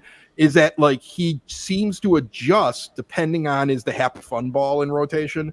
Is the happy fun ball not in rotation? Am I in a place that doesn't where the ball's not carrying? Am I in a slump? Like you know, it is noticeable when you look at the back of his baseball card. If he hits 270, he's near 20 home runs. If he's not hitting the ball out, he's at least hitting 300. So I mean, like that at least tells me he's a hitter who can make adjustments. And this is the White Sox. How often do we have hitters that make adjustments? I mean, other than grabbing their prop at the plate, every time I think about White Sox hitters making adjustments, I remember the 1993 playoffs where just like everybody in the middle of the order just laid down. Like I know there's a whole generation that thinks the first time that ever happened was like against the Houston Astros here, like the last time we made the postseason. And go get yourself a tape of White Sox versus Blue Jays in Game 1 and Game 2 when you had home field advantage and nobody could hit. Okay, all of a sudden they had you completely figured out, and so like that, like to me, I've always felt like what do we always say? We always say like, you know, oh, it's a pitcher, it's his major league debut, but we're not going to hit tonight. We don't make adjustments. Right. This guy feels like the guy who would make an adjustment in the middle of a game. Yeah, and that's, I mean, it's sorely lacking, and it's just such a weird tick with White Sox baseball that guys get locked into. I can do one thing and only one thing, and you watch somebody like Gavin Sheets last year. He can only do one thing. Like that's literally his entire game is he can do one thing. He can pull the ball out in right field, right? And last year, it's a pretty good thing. I mean, we need a little more of it, but yeah, you're right. He could only had one left. I want to say that's more of a baseball. You know, it's more of a MLB problem than it is a Gavin Sheets problem. It's like this is what's valuable. Yeah, but my point I'll do this. How you make a career. Watch him last year, and all he was doing to start the season was shift beating, right? By just he's grounding towards third, and he's punching the ball towards left. That felt accidental. He never got around to actually doing the one thing he can do well, or trying to adjust his game to match, you know, a little bit more of what Tony's going at. Because I think you can be a pull hitter and still hit singles, you know, every once in a while, even with the shift last year. Hell yeah, sure. But the Sox they just get that weird little tick where you do one thing and you do one thing well, and they just haven't had a lot of guys that I feel like can go game to game. It's been a while. It's been since like 2005 where you had, you know. When's the last time you heard a guy on the White Sox professional hitter? We've had a guy. I mean, Abreu. I was saying Abreu. We've had a guy win a batting title. Just traded their only professional hitter. That's the last time I heard. The best professional hitter I didn't resign. I'm sorry. Frank Thomas was the best professional for hitter sure. I ever watched. Maybe of all time. Other than Ted Williams. He was, you know, and the funny thing is my dad still says it, like, you know, get a couple drinks in him, start talking about the White Sox, so fall on Frank Thomas at some point in the conversation, be like, greatest 2-strike hitter I ever saw in my life.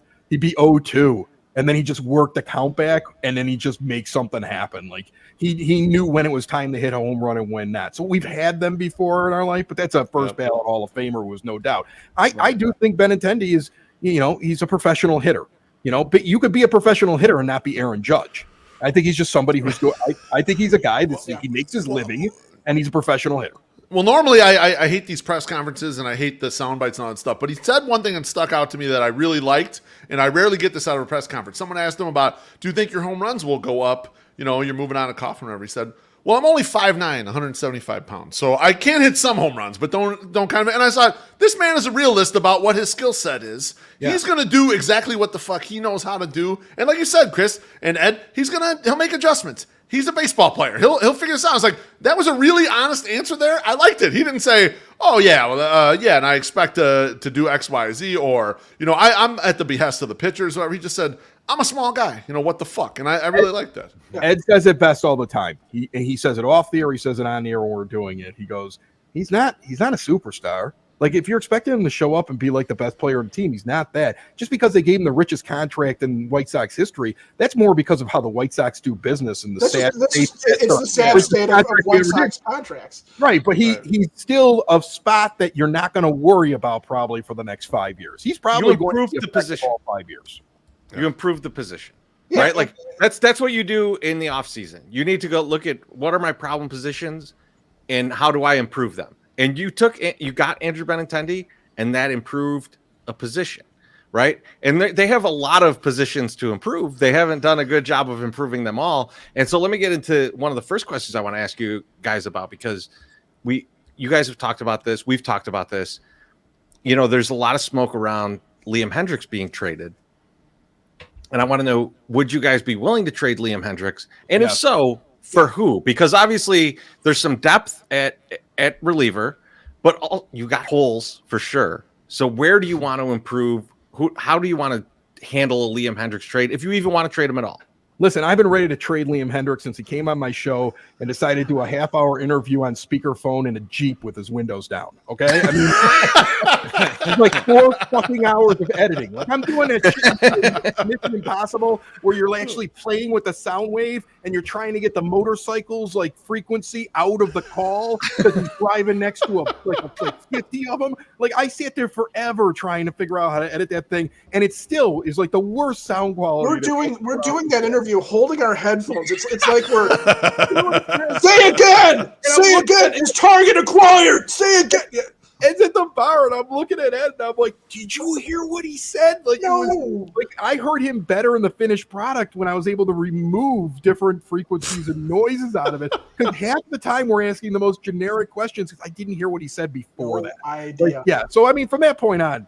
No. He's a good player, but he's their best trade chip. And I'll let Ed jump in and say why. But I mean, like, that's what I feel like. Yeah, there's a couple things that are going on with him. One is obviously the contract. You've got that weird option year next year where you're going to pay him no matter what.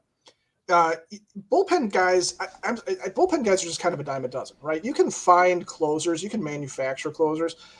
I was having a conversation with actually my brother-in-law is a huge Phillies fan, and he's a former college pitcher and pitching coach, actually pitched in the minors for a bit. And he was actually looking at the Kimbrel thing going, we have Sir Anthony Dominguez. And nobody else in baseball, except for a Phillies fan, would sit there and go, well, we have Sir Anthony Dominguez. But first of all, I love that guy's name because it makes him sound like, he's going to ride in on a horse with a jousting. He's royalty, yeah. But you can. The White Sox can find a closer who gives up home runs at the rate that Liam Hendriks gives them up sometimes. There it is. I knew it's coming. And it's true. But he is a guy that you can easily replace, more so than, say, Lucas Giolito, who you need to come up with another viable starter, even though Giolito had a bad year last year. Or, trying to come up with somebody to replace, say, Tim Anderson, if you were to go, with kind of a trade that nobody would really think to make, where you don't have a ready-made replacement. If you were to tell me, hey, we're gonna give Ronaldo Lopez a shot in the first half, or we're gonna put Kendall Graveman there, who's had closer, duties before, and then if things are going well mid-season, we need to go make a trade, and we need to go find David Bednar of the Pirates or something like that. We can do that. That would be okay, especially if you can turn Liam into something useful. But you got to do like what the Guardians did when they traded Mike Clevenger in the first place, or what you see some of the other good teams do when they're in this position, which is you cannot trade him for prospects. It's got to be somebody that steps in right now this year, fills a hole, and it's got to be more like I think the current. He says fills a hole constantly. Have you ever noticed that? Yeah, we noticed. Yeah, the commenters especially noticed. Yeah, that's. I will say it for about the 5th time today. You monetize your hobbies, Christopher. So filling holes. Okay. I guess my stuff regulates when I talk. If I'm shouting, I apologize. I get excited. You're fine. Don't worry about it. Good. Somebody was in there complaining, and I was like, "Oh God, I just lost a listener." There goes. No. How dare you? Yeah, we lost that for other reasons. But the point being is that you can, if you can do something.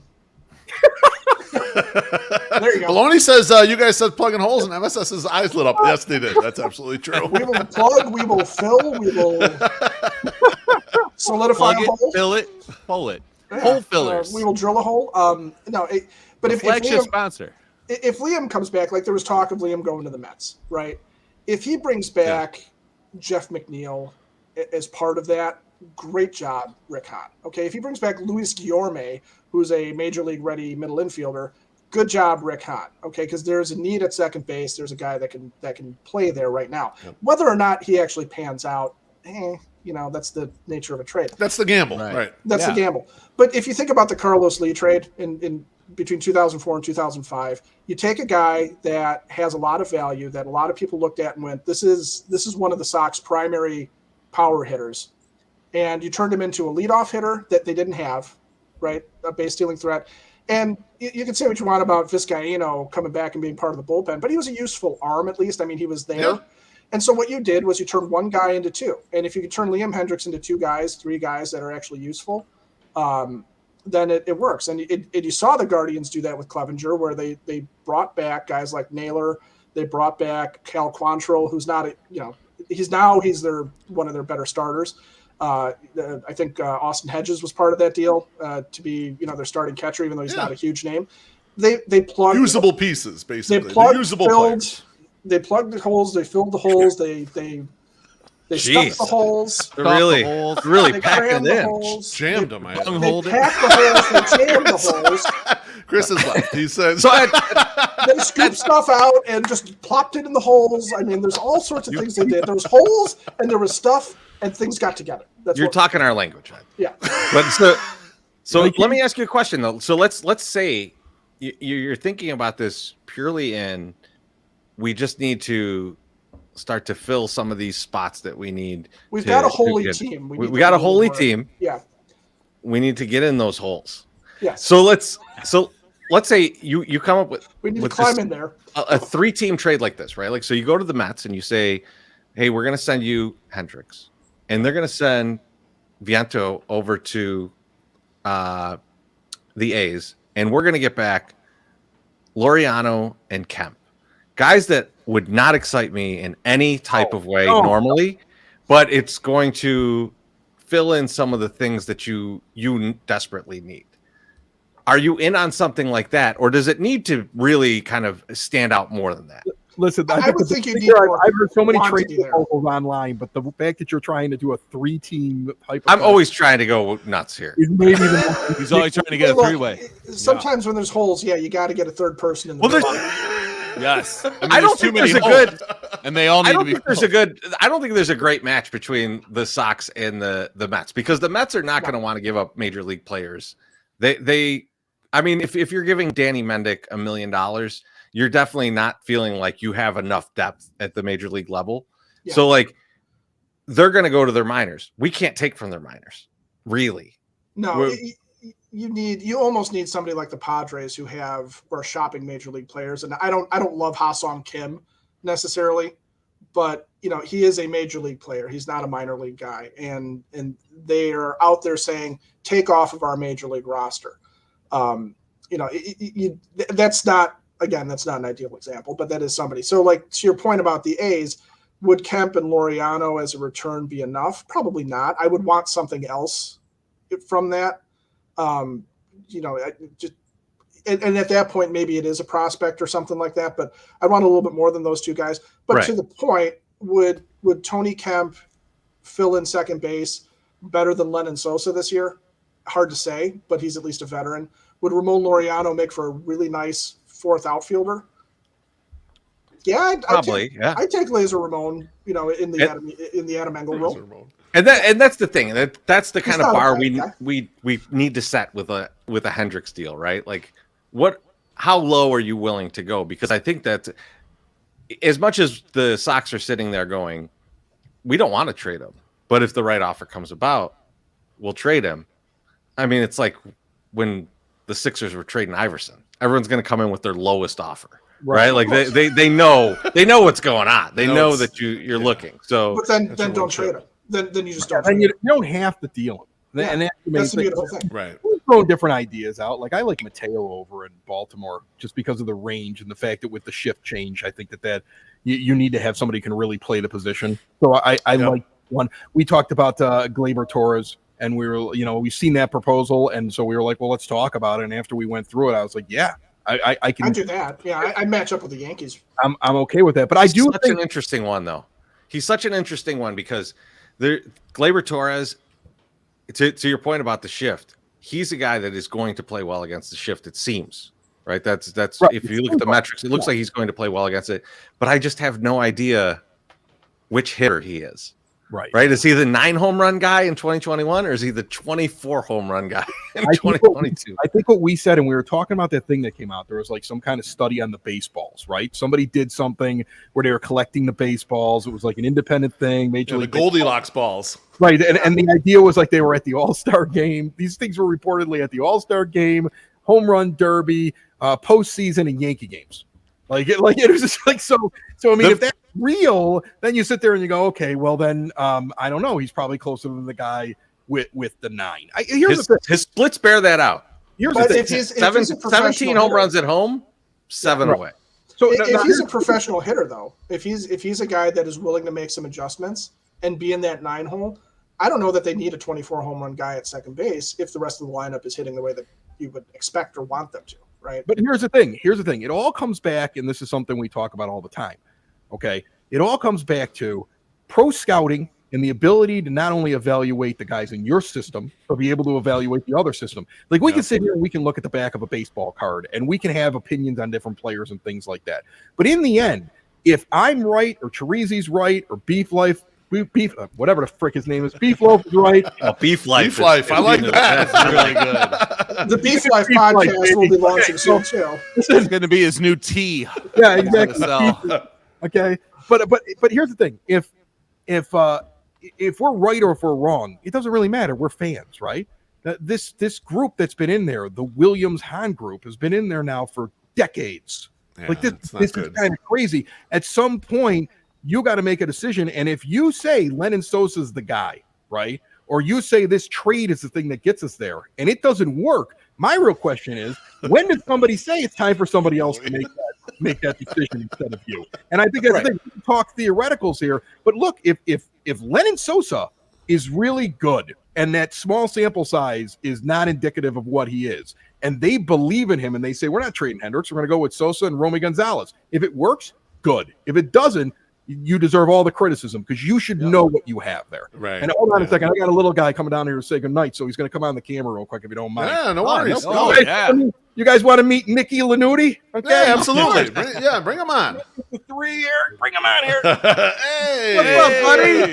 How you doing? Let me get him over here. Nick Lanuti is brought to you by the Village of Lamont. Okay, I'm going to put the headphones on, both of us Hey. here. There we All go. right. Oh, that's Hey, Nick, cool. how you doing? Going. What's going on, buddy? Good? I'm good. You were like knee-high to a grasshopper the last time we were drunk in your basement. It's good to see you growing up. You don't remember these guys. They came I over. love They came over before we all had to live in our house for a year. Yes. They were, and so, but these guys here are, I don't know. They do a podcast. They drink. They ask your father to come on once a year. They ask me a bunch of uncomfortable questions, and now we're just talking about the White Sox, right? What do you think of the White Sox? They got a chance to win this year? Not a chance. Wow. Clip that, Treasy. Clip that. Oh man, that's some breakfast table talk right there if I've ever heard it. Negative White Sox talk right there, man. Perfect for White Yeah. Sox Twitter. He's a a future White Sox Twitter guy right there. I was say he's a true fan. Treasy, Yeah. let's catch up on a I'm couple in drinks. trouble. I'm in trouble with the show, I think. Let's hit Father Zoe said, here's to having a left fielder you don't have to worry about breaking his Cheers, skull. Zoe. On a refly out. Thank you, Zoe. And then Jerry O'Sullivan says, see you Saturday. Great show. Ed and Chris, great guests as always. So Cheers, Jerry. Sure. Can't wait to see you on Saturday. all right, proceed. Well, Beef, I'm going to pass it to you now because I think Beautiful. I think you want So- to talk about it a bit. For life. Oh boy, I'm going to go to So- sleep now. Good yeah, night. so- I'm also going to bed. I'm gonna go take a piss. Yep. So another thing geez. that I've been listening back to your podcast. By the way, guys, I binge your podcast. I listen to you guys more in the off season than during the season because we were realizing for ourselves when making content, it's tough when we go to the game every night, get shit faced, and then have to wake up and go to our day jobs in the morning. So I binge you guys often in the off season. And I caught a little conversation you guys were having on your December 28th show that you released, and it was specifically about Luis Robert and how he needs to become a superstar. And I bring up a tweet on the screen because Treasy and I would have these drunken conversations for years, and I tweeted at James Fegan that basically, you know, the White Sox rebuild is pushing itself into a corner, reducing itself to a gamble on Luis Robert being a 6 to 7 B-WAR player. And some of what you guys were discussing in the podcast was, you know, this team needs a superstar. Like, we look at the team and it's like, this guy's got to perform, this guy's got to perform. But at some point, you need at least one guy who's a superstar to really lean on. So expound on your thoughts there that Luis Robert should be that guy. Well, Don't get me started on rebuild as a word there either. Ed doesn't believe there was a rebuild, and he's got me convinced. He's like, he threw his conspiracy theory out there so many times. I don't even know if there was really a rebuild. I think he's got me like convinced it didn't happen. Listen, the White Sox set up the way that they do international signings by going for the biggest fish in the pond in the international pool. And they did that for several years. Mm-hmm. And this isn't an original thought. James Fox from Future Sox comes on our show, and he used to talk about it. You see these teams that have all this capital when it comes time to go make a big trade or an acquisition. And the Sox don't really have that because what they take all the bonus pool money in is they go and get the guy who's the can't-miss star. And that works if he becomes a star. Right. So this was their philosophy. Their philosophy is if we grab a couple of these guys that are the high-end top guys, one of them has to become a star. Well, Luis Robert has to become a star. If that doesn't happen, that philosophy was flawed, and it was flawed throughout the last 5 years when you were doing it, and it didn't work. So in reality, not only do the White Sox need like in my mind, the White Sox need this to happen to win because you do need him to be everything. You need him to be a 5-tool player. You need him to patrol the outfield, be healthy, hit home runs, steal bases. Gosh, with bigger bases and the pickoff rule and everything like that. And everything. Yes. He should have 40 steals minimum next year. Like, he should be all over the place. Can you keep him healthy and can you make him a star? If he's not a star, then you put an awful lot of eggs in the basket of we're going to go out and get the top guys in the international market, and you never plucked a star. And you know what? If you would have grabbed a bunch of 16, 17, 18-year-old guys that you weren't going to know what they were going to be, but they were capital, you'd have been able to use them to go get it. You know, and that's the whole thing. Well, it's not even just Tatis. You look at some of the guys that the Padres took when they were in the penalty box at the same time as the Sox, and they've traded a bunch of those guys. Oh yeah, right. Like you look at capital. Every time I see a Padres trade where they trade 9 guys to get one guy, I look how many of those guys were involved in the years where they were taking the minimums after they were both in the penalty after Robert, right? And it's just every time there's at least one guy. There's at least one of those guys. This is where I bristle at the rebuild. Okay, and I think it was a retooling. I think it was something.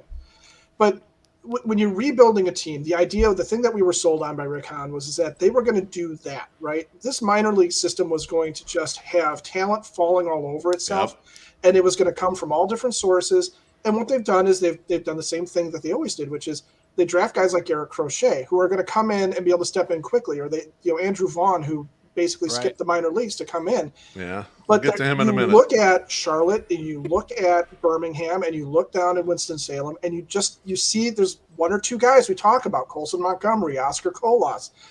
They don't have the young talent everywhere, and they're not a young team either. You know, the Guardians' average age is like 26 last year. The Sox are 30. That's their average age. Yep. They're a veteran team with a couple of guys in the minors that they're counting on to step in, like Colas, like Lennon Sosa, and it's not a rebuild. So you have to hit. If you're going to only grab certain guys, they have to hit. And Andrew Vaughn is the same way. If Andrew Vaughn doesn't develop into the next Jose Abreu, that's a massive failure on Rick Hahn's part. Absolutely. That's a massive failure. This is a path I wanted to go down, Ed, and so I'm glad you brought this up. So I actually wrote a blog about this because the reason why you tank... I'm supposed to drink there, right? You are supposed to drink. We're all supposed to drink. The reason why you tank, quote-unquote tank, and suppress salaries and everything is so that you get higher draft picks. And so those higher draft picks turn into something, either for your roster or tradable capital. I took a look at the 3 drafts. Now, one of the drafts was handicapped because it was only 5 rounds, right? The pandemic draft was a draft where they drafted sort of high. But they have generated almost nothing. Okay, That's right. Oh, that's correct. No, and that's right. You can still sign those guys. You can still scout them and sign them. But out of that entire group, they've generated almost nothing. They've traded a little bit of it, but it was like deadline trades that turned into nothing, turned into Cesar Hernandez or whatever. The last hope, the last hope of all this stuff is legitimately Andrew Vaughn. I was going to get in with you guys here because in this conversation we talked about Luis Robert needing to become a star, which I totally agree with. You also brought up Eloy Jimenez, and to me, he's the difference maker on the offense. He's got to become a star. I thought you're a little soft on Andrew Vaughn. And my question, especially to you, Chris, is are you resigned to the fate that Andrew Vaughn is not a superstar? You just think he's a regular hitter, or are you taking it easy on this dude? See, what I love about this is that you lead me into another promotion for Sox in the Basement, because Scott Merkin is on the show on Friday, where he had a conversation, I guess, one-on-one with Andrew Vaughn. And Andrew Vaughn really threw a wrench into the idea that the reason he wasn't hitting well was because he was in the outfield. He gave a completely different reason for why it was. Okay, I agree with him. I put it out yet or not? Did he? But here's the thing. He seems to understand that he's supposed to be at a different level. I haven't given up on him, right? No. But Andrew Vaughn is not playing a marquee position. So that's why I look at Luis Robert, right? I mean, here's the one thing I never got about the White Sox. And maybe this is why I don't worry about what Vaughn becomes as much as I worry about what Robert becomes. You know, you look at, like, we all got to experience, just for an example, the Cubs go through their rebuild, right? It's the reason why an entire generation of White Sox fans got tricked into, if you do a rebuild, you'll just win a World Series, right? That's right. Yep. Yeah. Well, you do. Rick Hahn didn't do a rebuild. I know he didn't. So anyway, but he just keeps muttering it constantly. So here's the thing. Like what put my glasses on so I can take them off angrily. Nothing but draft shortstops and center fielders. First shortstop, because a shortstop could be converted into a second baseman, a third baseman, a center fielder. It's the most talented guy on your little league team, and it's the most talented guy on your college team or your high school team. If you're looking for a player, if you've got a shortstop that performs well at the position and can hit, you've got somebody who can pretty much go anywhere. Those are also rare, though. Yeah, but if you look at like how they did their first rebuild, how many guys were originally shortstops, from Baez to Almora to, like, I mean, there were a bunch of guys that they went and got, never really ended up there, but when they drafted them, that's what they were. The White Sox were like, give me more first basemen. Like, give me a bunch of guys that, like, can't run and are bad defensively, who play corner infield positions. Like, that's what they went and did, and it, like, that was flawed to begin with. But that's why, I mean, like, look, I think Andrew Vaughn there's still lots of room for him to grow. He was a good hitter. I remember the original scouting report. This guy's a pure hitter. He's going to find a way to put the ball in the play. He's going to increase his home runs. I would love to see him for a full year. I would love to see his stamina stay up the entire year. And I would like to see get in shape, kid. Right. Basically. I'd like to see progression, okay? Because if I don't see that this year, then I become concerned. I guess there's part of me that just kind of assumes that this year will be his best year of the years we've seen him up here, and that there will continue to be progression. But with Robert can make everything go. You know, there's also a difference too between what Robert over here all of a sudden. Hold on a second. Well, Chris is saying goodnight to his kids. I left mine behind. They're in the car. My 17-year-old's going to a sleepover on a Thursday. It's still winter break, so I mean, like, she's out the door. She's already wearing her pajama bottoms, and she's like, "Peace, Dad." See, Dad. Yeah, she's going. She told you exactly where she's going, I'm sure. Sucker. But no, there's a difference between Luis Robert's skill levels too. Like, Luis Robert is a base stealer. He's a power hitter. He's a guy who should hit for average. He's a guy that should be, an absolute plus defensively. Andrew Vaughn. If you told me Andrew Vaughn's ceiling is Paul Konerko at his best, I would take that. Okay. So would I. It's a pretty good ceiling, yeah.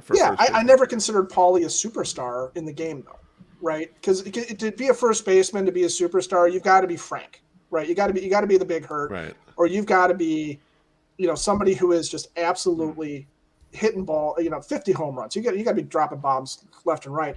And I think Vaughn's going to be a very complete hitter in that regard, but I don't know that I would ever give Vaughn a superstar status. I think Vaughn and Eloy become Luis Roberts running buddies, right? You got to have, Paulie was good because there was also Joe Creedy. Frank was good because he had Robin at the start, and then he had other guys around him later on. It's Ichiro, Ken Griffey Jr.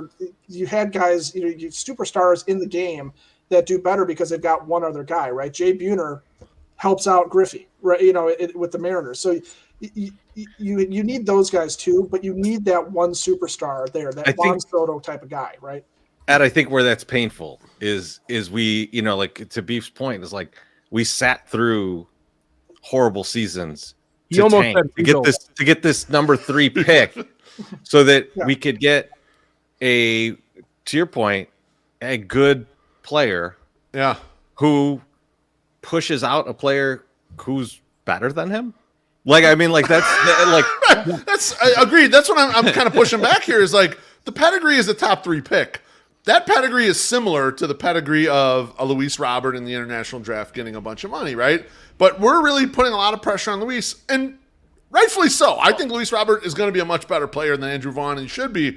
But we should be putting as much pressure on the guy who has 1,000 plate appearances as league average hitter. Like I think we're a little bit like handling with kid gloves right now. It's like, no, you got to become Paul Konerko to be drafted 3rd here and actually make a difference. That's just it. Like I said at the start, if he's not, to be more current with it, if he's not Jose Abreu, if he doesn't replace Jose Abreu with Jose Abreu like numbers and clutch and leadership on the team and the ability that Jose brought to the plate and the professionalism, if Andrew Vaughn doesn't replicate that, then he is a disappointment. Right. I don't know if it needs to be exactly Jose Abreu if somebody else brings some of Jose Abreu's qualities to fill it out. I mean, you're not going to replace a player ever in baseball with somebody who's exactly that guy. It's just I want him to get the beard, the hair. I want him 6'3". You have the grow. Yeah. I want Andrew Vaughn. Right. But he's got to replace his production. He's got to be an RBI machine like Abreu was. Right, and he's got to be a stalwart in the lineup. He's got to be a guy that shows up every day. He can't be a guy that gets hurt diving for a ball. Well, and that's the thing. If he doesn't replace Abreu's production, then Benintendi wasn't that big of an upgrade. Well, yeah, because Benintendi's not going to be nearly the negative that Andrew Vaughn was in the outfield. But now you're saying Benintendi plus Vaughn have to equal Vaughn plus. That's not true. No, because Benintendi's an upgrade over Gavin Sheets potentially. Okay, in terms of defense, in terms of being able to bring something to the plate that is other than I can hit home runs and hit 230. But it's not Gavin Sheets, right? Because you have Vaughn, so you would have kept Abreu, and then you would have Vaughn in his terrible outfield. He's talking about if we kept Abreu, but the thing is, that was never happening. Mindset forever that Rick Hahn knew that he was never keeping Abreu because because he's got to protect what he did. The salary cap, and then he knew he could only do so much with that, and he was wrong. And he needs one draft pick to make it. He needs one of his draft picks to make it. Just one guy to actually be good. He drafted But that's the other part of the problem with Rick Hahn's rebuild. To stop using that term, please, for the love of God. But that's the other problem with it is how many draft picks are on this team right now? How many of Rick Hahn's draft picks are we projecting to be on the roster in 2023? And there's just not enough of them because you have, the international signings, you can count those as sort of originating the player to a certain degree. Yep. But you don't have of recent vintage a whole lot of Rick Hahn's draft choices that are sitting there. There's none in the rotation. Those were all trades or acquired from somewhere else. Right. Garrett Crochet is really an Aaron Bummer. How much are they going to be huge difference makers? And then Andrew Vaughn. It's Andrew Vaughn and Gavin Sheets are the two guys, the two position players that are really. Let's talk about Gavin Sheets. Go ahead, Chris. What Ed is saying is not unrealistic, even for the White Sox, because the 1990s White Sox were built by nothing but draft picks.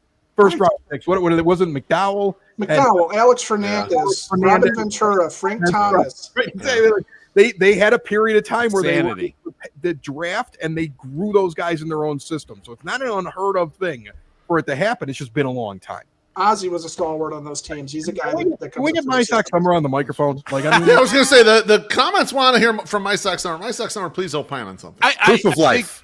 I think what you guys when Ed and Chirizi were going back and forth, the one thing that Benintendi also frees up is hopefully more production from Eloy and not being hurt and not being having to run around like crazy. So that hopefully is where the bat kind of like that home run power is going to come from. I think Benintendi is also coming in as a for lack of a better term, the slap hit guy. Like get a hit here and there, because that was something that was kind of sorely lacking last year. We could never get a hit when we needed to get a hit, and the guys that could potentially get that hit couldn't get the first base. Well, so it was a broken system. I'm not disagreeing with, hey, I don't want Eloy to play left. I don't want Andrew Vaughn to play left. All I'm saying is that Andrew Vaughn at first base plus Benintendi in left field needs to be better than Jose Abreu at first base and Andrew Vaughn in left field. And a lot of that has to do with the bat, because you can overcome horrible fielding in left field. I think that not the way the White Sox have been doing it the past few years. The other thing though, Ed, is now you're gonna have Andrew Vaughn at first base with the new shift rules. I agree with Chirizi. I just want to make sure that you know that. You're right. It's just that it's not gonna. I don't think that that's gonna happen. Right. I think I just look at it and accept the fact that it's not going to be equal this year, right? Because it's one of the many things that are wrong about the team. Well, okay. Yeah, wrong fan to be disappointed about what happened last year and then wonder, did you really do enough to flip things around that drastically this year? You're not wrong to feel that way. We all feel that way. There's a reason they're not having Sox Fest, because it would have been a bloodbath. It would have been an absolute bloodbath. This may be drunken people throwing beer cups at the Western line. I'm going to pump it up again. Up again. Scott Merkin on Sox in the Basement on Friday saying, this is the angriest I've seen White Sox fans. Since the off-season Sox Fest after the Cubs had almost made it to the World Series, and Sox fans had nothing but angst going into the 2004 series, and they went nuts on Kenny Williams and Sox Fest, and it was just every newspaper story was basically like Sox fans got into an argument with the general manager. It was a bloodbath at that one. People were waiting just to get up to the microphone and yell at him. And that's probably one of the reasons why, due to unforeseen circumstances beyond our control, we can't have our fans people responsible for this mess. Well, and here's the other thing I would say about that too, and I'm not necessarily disagreeing with you, Teresi, but I would also submit though that it's a little bit more of a round robin, because then you also have to say, is the potential for Oscar Colas in right field, when you add him to the mix and put Eloy as a DH, is that better than what they had going with Abreu, Vaughn in the outfield, Sheets and or the skeletal remains of Yasmani Grandal at DH, or whatever they were rolling out there? You could do all that. You could do all the other stuff without that, right? You don't have to have Sheets. If Colas is ready, he replaces Sheets. That's a 1-for-1, right? Right. Grandal DHing, he doesn't need a DH. You could make that guy catch, and the days he can't catch, he sits on the bench, like Tony Lewis should have been doing. So he should just sit on the bench, is what you're saying. He can catch 2 days a week. They'll duct tape his back together for a couple days. I've seen him. I want to see him go out. I just want to see him go out and be dressed like Stone Cold Steve Austin back in the day, with the 2 giant knee braces and the shorts instead of his uniform pants. I mean, at least that would give us something. We can give him a new walk-up music. Just break the glass when Yaz comes up. And wouldn't it be great if cheers, see us area. Yes. Wouldn't it be great if they made him do the 70s jerseys, so that you have to see what is on Yasmani's legs? Knee braces would be great. He'd look like a 16-inch softball player out there. Just Walgreens knee braces and all the athletic tape you can find. I don't know. I'm just saying. I think Sheets something to say, and he comes up with I don't know. I'm looking at the comments, and I think and I had another thought about Sheets. Sheets played his way into having a kind of a viable position going forward with an organization in the last 4 weeks to 6 weeks. Because I remember watching it and just going, this guy's making he's making a difference, and he's trying, and he's better now. So I don't want him to be. He's not my third outfielder, right? I want him to be my fourth outfielder. Well, But that's a else, good you know- point, MSS. Yeah. And let's talk about that for a minute, because I think Gavin Sheets played himself into a role in the White Sox organization. For sure. The guy, he improved his ability to play the outfield. Now, he was still a negative outs above average, but he went from being bad to being just below average. Like, and which is good when you're a fucking That's good. linebacker put out in the right field. And the guy can hit the ball out of the park. Those are two things that most teams look for in an outfielder, right? Now, he's not a starter. I think we could all agree on that across the board. Right. Yeah. But the question to the group is he your fourth outfielder, or do you want the Sox to go out and fill that gap with someone else and have Gavin Sheets in the minors? He has an option. Have him in the minors ready in case something goes wrong with somebody else. Someone gets injured, someone doesn't play. I want Gavin Sheets to play the Jock Peterson role when Peterson was with the Dodgers. Okay, where you're going to use him at first, you're going to use him in the outfield, you're going to use him at DH now, and he's going to be, but he's a platoon guy, right? Yep. So that's part of the problem is that he should never face lefties if you can avoid it. My biggest concern is that I'm okay with him filling in and right. I'm okay with him filling in and left. I'm okay with him being an Oscar Colas insurance. He's like having a Gatorade in the fridge when you're not sure if the Pepsi's good, right? So he's the Colas reference. But to have him there, he's a good depth piece, and he belongs on the major league roster as part of the outfield rotation. But to have a true fourth outfielder, my biggest concern is that we're choosing between Billy Batts because he can play center field, and I'm going to throw up in my mouth a little bit saying it, so if it dribbles out my nose, you know why. Larry Garcia goes back to being your fourth outfielder. And I knew that's that not. it's going to piss me off. Can't have it. Ever know. Man. I can't. No, and I don't want that. I'm not saying I'm advocating for it, but I'm a little concerned that that's what we're looking at. I am legitimately high man on Lurie Garcia. He's the 26th man on the roster. He's a pinch runner. He's a Sunday lineup guy. That's about it. Like he is as forever as Daryl Boston. Okay, I don't want him on my roster. Okay, Romy Gonzalez can do what he does in the infield and bring in.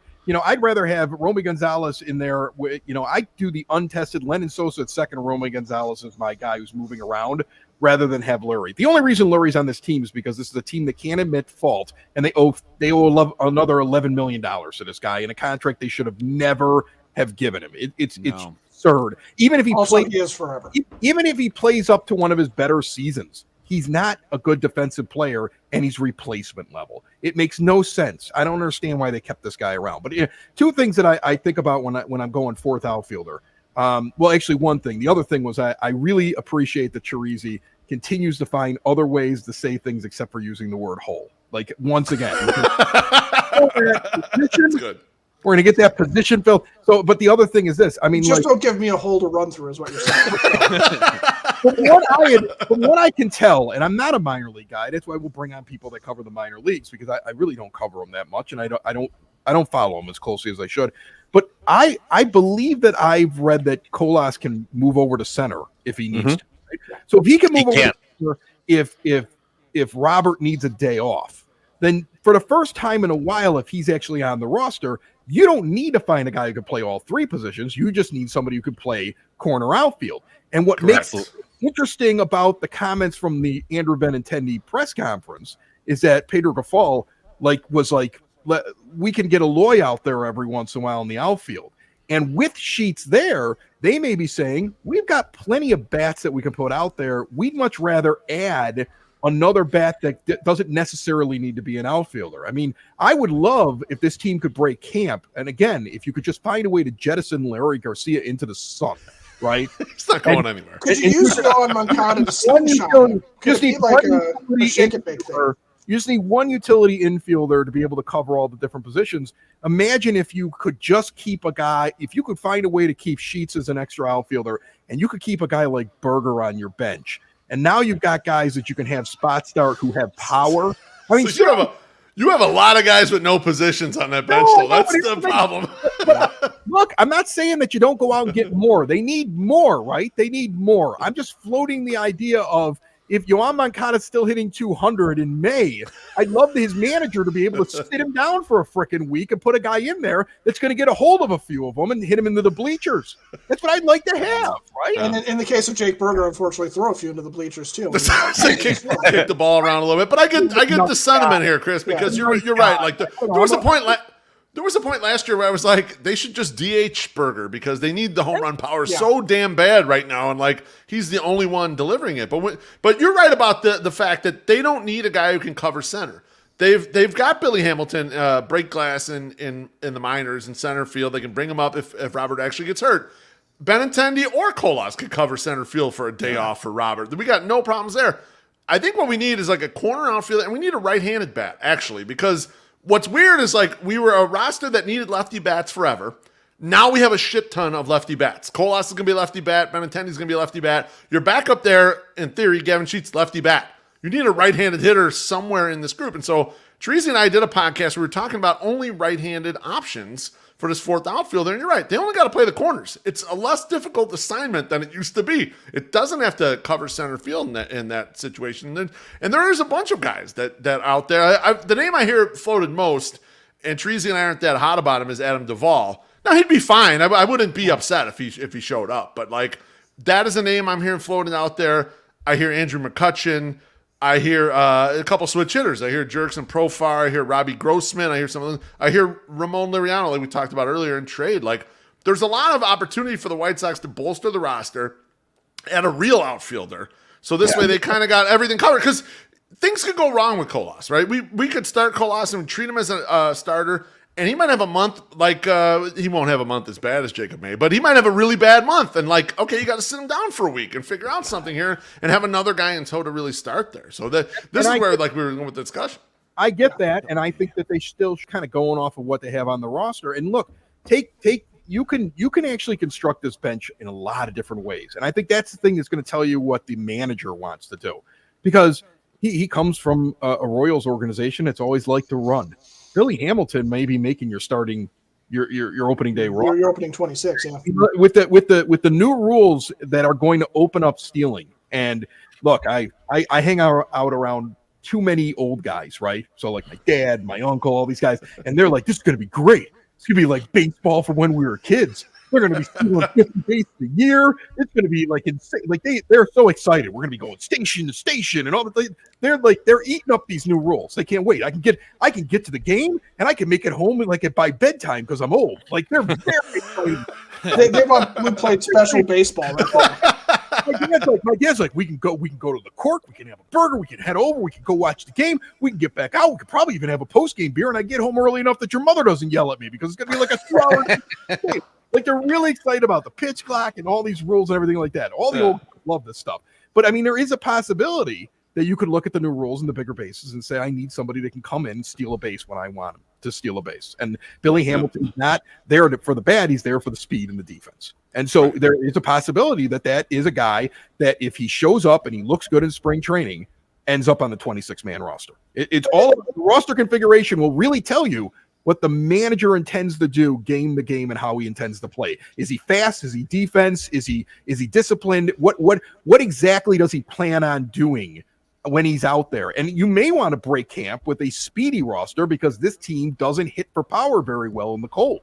So you may want to play a different brand of baseball in the early months.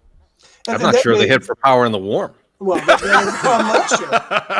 They didn't. Well, and you're right, Chris. They have some cripplingly slow players. I mean, like Yasmani Grandal is incredibly slow. Andrew Vaughn's incredibly slow. If they're on in the 8th inning or something, that's an easy pinch running opportunity for either of those guys. So yeah, Sabi's another example. I mean, Gavin Sheets doesn't even run that well either. Like you'd probably run for Eloy just so he doesn't get hurt. Like there you go. There's half the roster that you would run for right away in a late inning situation. So I understand. And there's nothing wrong with having Timo Perez on your bench, right? I mean, having a guy who's not necessarily going to come in and be Adam Duvall, who made his bones being a power hitter and a corner outfielder, but a guy that maybe you don't trust in center, but is a guy that will get on base, will drop a bunt, will steal a base, will do those things kind of in that professional hitter vibe, and be not necessarily again a star, but a complimentary player, and it doesn't have to be a huge name. So you hear somebody like Robbie Grossman and you think, well, does he fit the bill? And I don't know.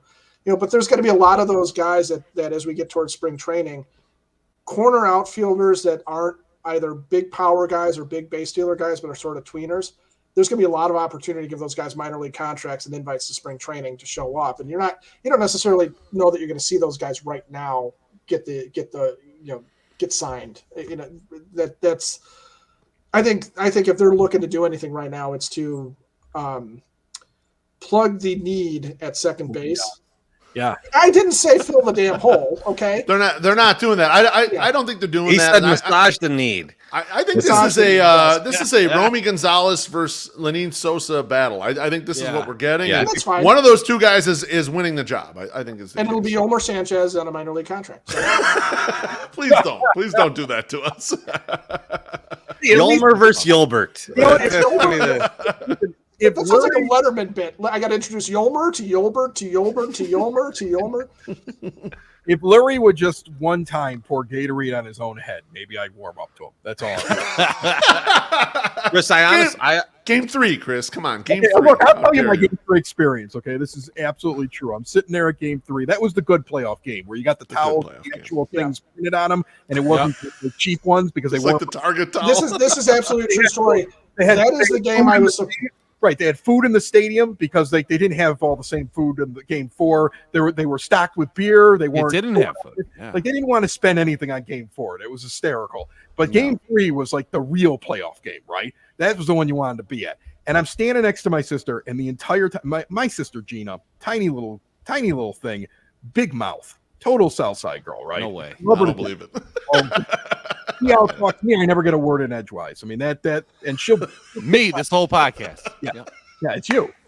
I become you when my sister's around. So she's yelling and screaming, and every time Garcia does anything where he's at, she just dislikes him, and she's worse than me. And she's like, "This guy's terrible," and he hits the home run.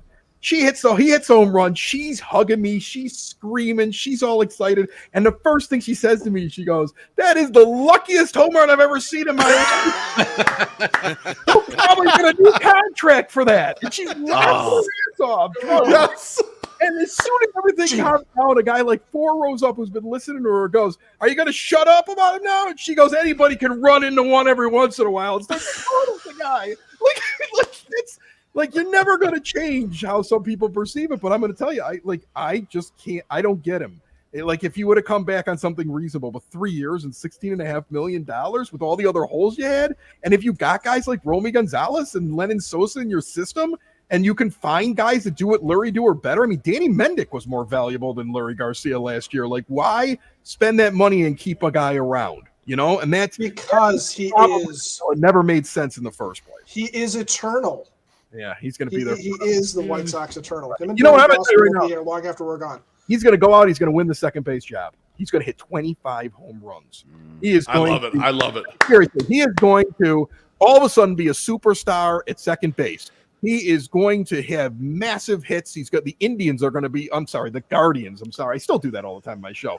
Okay. The Guardians are going to be up by 4 runs on my birthday. Like we were up by a bunch of runs on May 9th this year. And now it'll come around to my birthday again. And this time we'll be playing him. I don't even know if we got him on the schedule, but whenever we got him and the crowd will be going nuts in Cleveland, and Lurie's going to come up and hit a grand slam on a 3-2 pitch. And he's going to rock the baby. It's going to be amazing.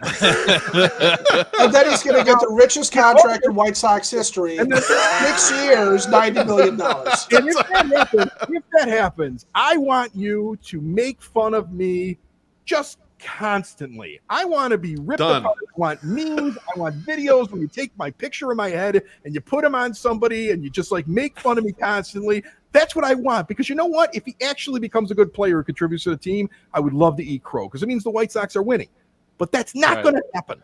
That's He's probably hitting 210, making bad defensive plays, going out in the center field where Steve Stone can laugh at him and say, there's a couple of guys that can play real shallow, but Lurie ain't one of them. Like, that's what it's really going to be. Yeah. Okay? Chris, all I could think of after hearing that story you told is that guy that yelled at your sister. Like last season, at the end of the season, sitting in his basement, just drinking a warm glass of whiskey, going, "This is my fault." Listen, She was standing in that stadium doing all those chants and swearing and everything else. And she found out, like, maybe about the third inning, these 3 women next to us were all nuns. We had these. So she goes and she buys the nuns beer and she starts getting the nuns drinking. And by the 8th inning, they were yelling "fuck Altuve" with us. And they were, Yes. I'm not joking. But they were doing this every time they said it. That's Right? okay. They cleansed it. Yeah, they had to do that. Yeah, they were plugging the hole biblically. So I could look, like you could auction off a game time experience with Gino Lanuti at a ball game, and it would be one of the most fun times ever. Skip the $1,000 guest bounty on Sox in the Basement. You'll just win a game with Gino Lanuti if you get a guest on. So. Actually, what's funny is I wasn't even supposed to sit with Chris at that game. Unfortunately, I had COVID. I couldn't end up going. I was supposed to sit with you guys. My tickets were in the 108. So. Oh man! That was a wonderful time. We went crazy in that. Yeah, that was nuts. Yeah. The next morning, that was some fun talking too. Different 6 a.m. pregame Like, show. Nothing wrong with whoa, how you feeling? All good. Horrible. So, In 2 words, bat ad. we're getting to the end of the show here. That's But I know My Sock Summer has tons of questions loaded up. So I want to back off. And if My Sock Summer has stuff to talk about, I don't have like a ton of questions because we went over a lot of stuff. But like one of the big questions I had, and I'm sorry, Chris, I'm going back to the with the Sox on 35th stuff. But did you guys, like, it was in the contract that you couldn't come down and visit us in Section 108 because you were with Sox on 35th? Because those guys don't come and see us and don't talk to us, and we didn't see you all last year either. And I was just wondering, like, was that in the contract? No, it was not in the contract. Okay. It's Unspoken. I was being an elitist and sitting in the 300 level, and I don't know. I didn't intend not to run into you guys at games. I just felt like when I get there, it'd be like, okay, I'm going to get over to Cork and I'm going to do there, and then I get into the ballpark and I wanted to see the game, and you know what the biggest problem is the White Sox don't really let me down into your seats. So unless that is weird when you're in the 300 level too. Right, I'm in the 300 level. I'm paying a lot more for my seat than anybody else. Well, there's a few 100 level or like those. Not in the 108. No, right. There's not. It's ridiculous what that ticket is. And you used to always be able to go down there. And during COVID, they were like, well, to prevent the spread of disease, you got to stay in your section. And then they just never let you do it again. Now, I know they started doing it towards the back end of the year. I got to go down there because the 300 level people were complaining. I know that was like a thing. They were telling all their ticket agents, like, we'll just start buying downstairs. And so they did an awful lot at the very end to try to make up for that. Yeah. And, I became a Karen. I was a Karen at the ballpark. If I wanted to go down, I would sit there and I'd walk. If I went down even to the back level, or I wanted to walk the kids around somewhere, if I just want to get a hot dog with onions, because they don't even do them the same way up to the 300 level. Oh, wow. When I got down to the 100 level, somebody would say that you can't come in with that ticket. And I would go, I want to see your manager. And they would let me in. And it's amazing when he does it. It's like a Hulk immediately transformation. I'd be like, you know what? I want to see your manager. I'm a season ticket holder. And then they would let me in. He gets this like weird Hulk transformation too, where the hair gets really spiky at the back. He sprouts leggings. His shoes transform into live, love, pray Toms. Look, the ballpark experience. Forget how the team is doing. The ballpark experience needs to improve. I mean, it's subpar, and it's subpar everywhere from the fact that after you won a division, your owner, I think, in my heart of hearts, I believe that he looked at the price for like updating the banners at the towers, and he was like, "We might win a few more of these. Can we just paint these on those posts over there until we get done with this run? Once we go back to being a 4th place team, I'll buy new banners." Like that's what it kind of felt like to me. Like they're the tiniest little, like, I don't think any ballpark in Major League Baseball has a worse display of their accomplishments over the years in their history than the tiny little hand painted underneath the kid zone out in left field. It's absurd. But I mean, everything, like from the food, and like I get to the 4th inning, the pretzel wrapped. I never got a pretzel wrap. They were always literally, Chris and I spent an entire game together going around the ballpark looking for the pretzel wrap rock. And I could never find one. And so it never happened. It's not worth it. had it. Not worth it. It's horrible. It's fine. It's not about the destination. It's about the journey sometimes. But in that situation, it really was. It's just about getting the damn brat. Fellas, our commenters want to know: do they have ass beers in the 300 level? Not anymore. They used to. You could order them from your seat and they'd show up. Now it's that MLB Park app, and you don't even know what you're getting, and it's going to show up somewhere else. Let me tell you what the 300 level is and what it used to be. Now, first of all, these are not my seats. My dad bought these things right around the time they won in 05, and he had them then, and he kept them. And he sits up there because my mother, during cold games or rainy games, doesn't want to be outside, and you can go indoors and sit there and watch TV, and she can sit on the couch and relax. And he'll go sit out there by himself in the cold to watch the game, and she's perfectly happy sitting there, just watching the game on TV and relaxing. So that's why. Right. So my sister and I are in on the tickets with him, but he doesn't want to move. So we've been up there forever. Pre-COVID, and it really did change when they got everybody out of the ballpark, and when you came back, there were carving stations. There was all kinds of extra things they'd have up there. There'd be food there. There'd be extra stands there. You could get Ron Kittle and Dan Pasqua randomly. Oh God, all the players would be hanging up there. I serious, Ron Kittle would just be hanging on the 300 level. Dan Pasqua would just be walking around saying hi to people. With Chris's mom calling him Don the entire time. And you would have restaurants would be doing pop-ups there, like Smoke Barbecue was just there for an entire homestand, and that's what they would do. And then when you got back after COVID, none of that was there. Wow. And it never came back except once. Game 3, it was all there.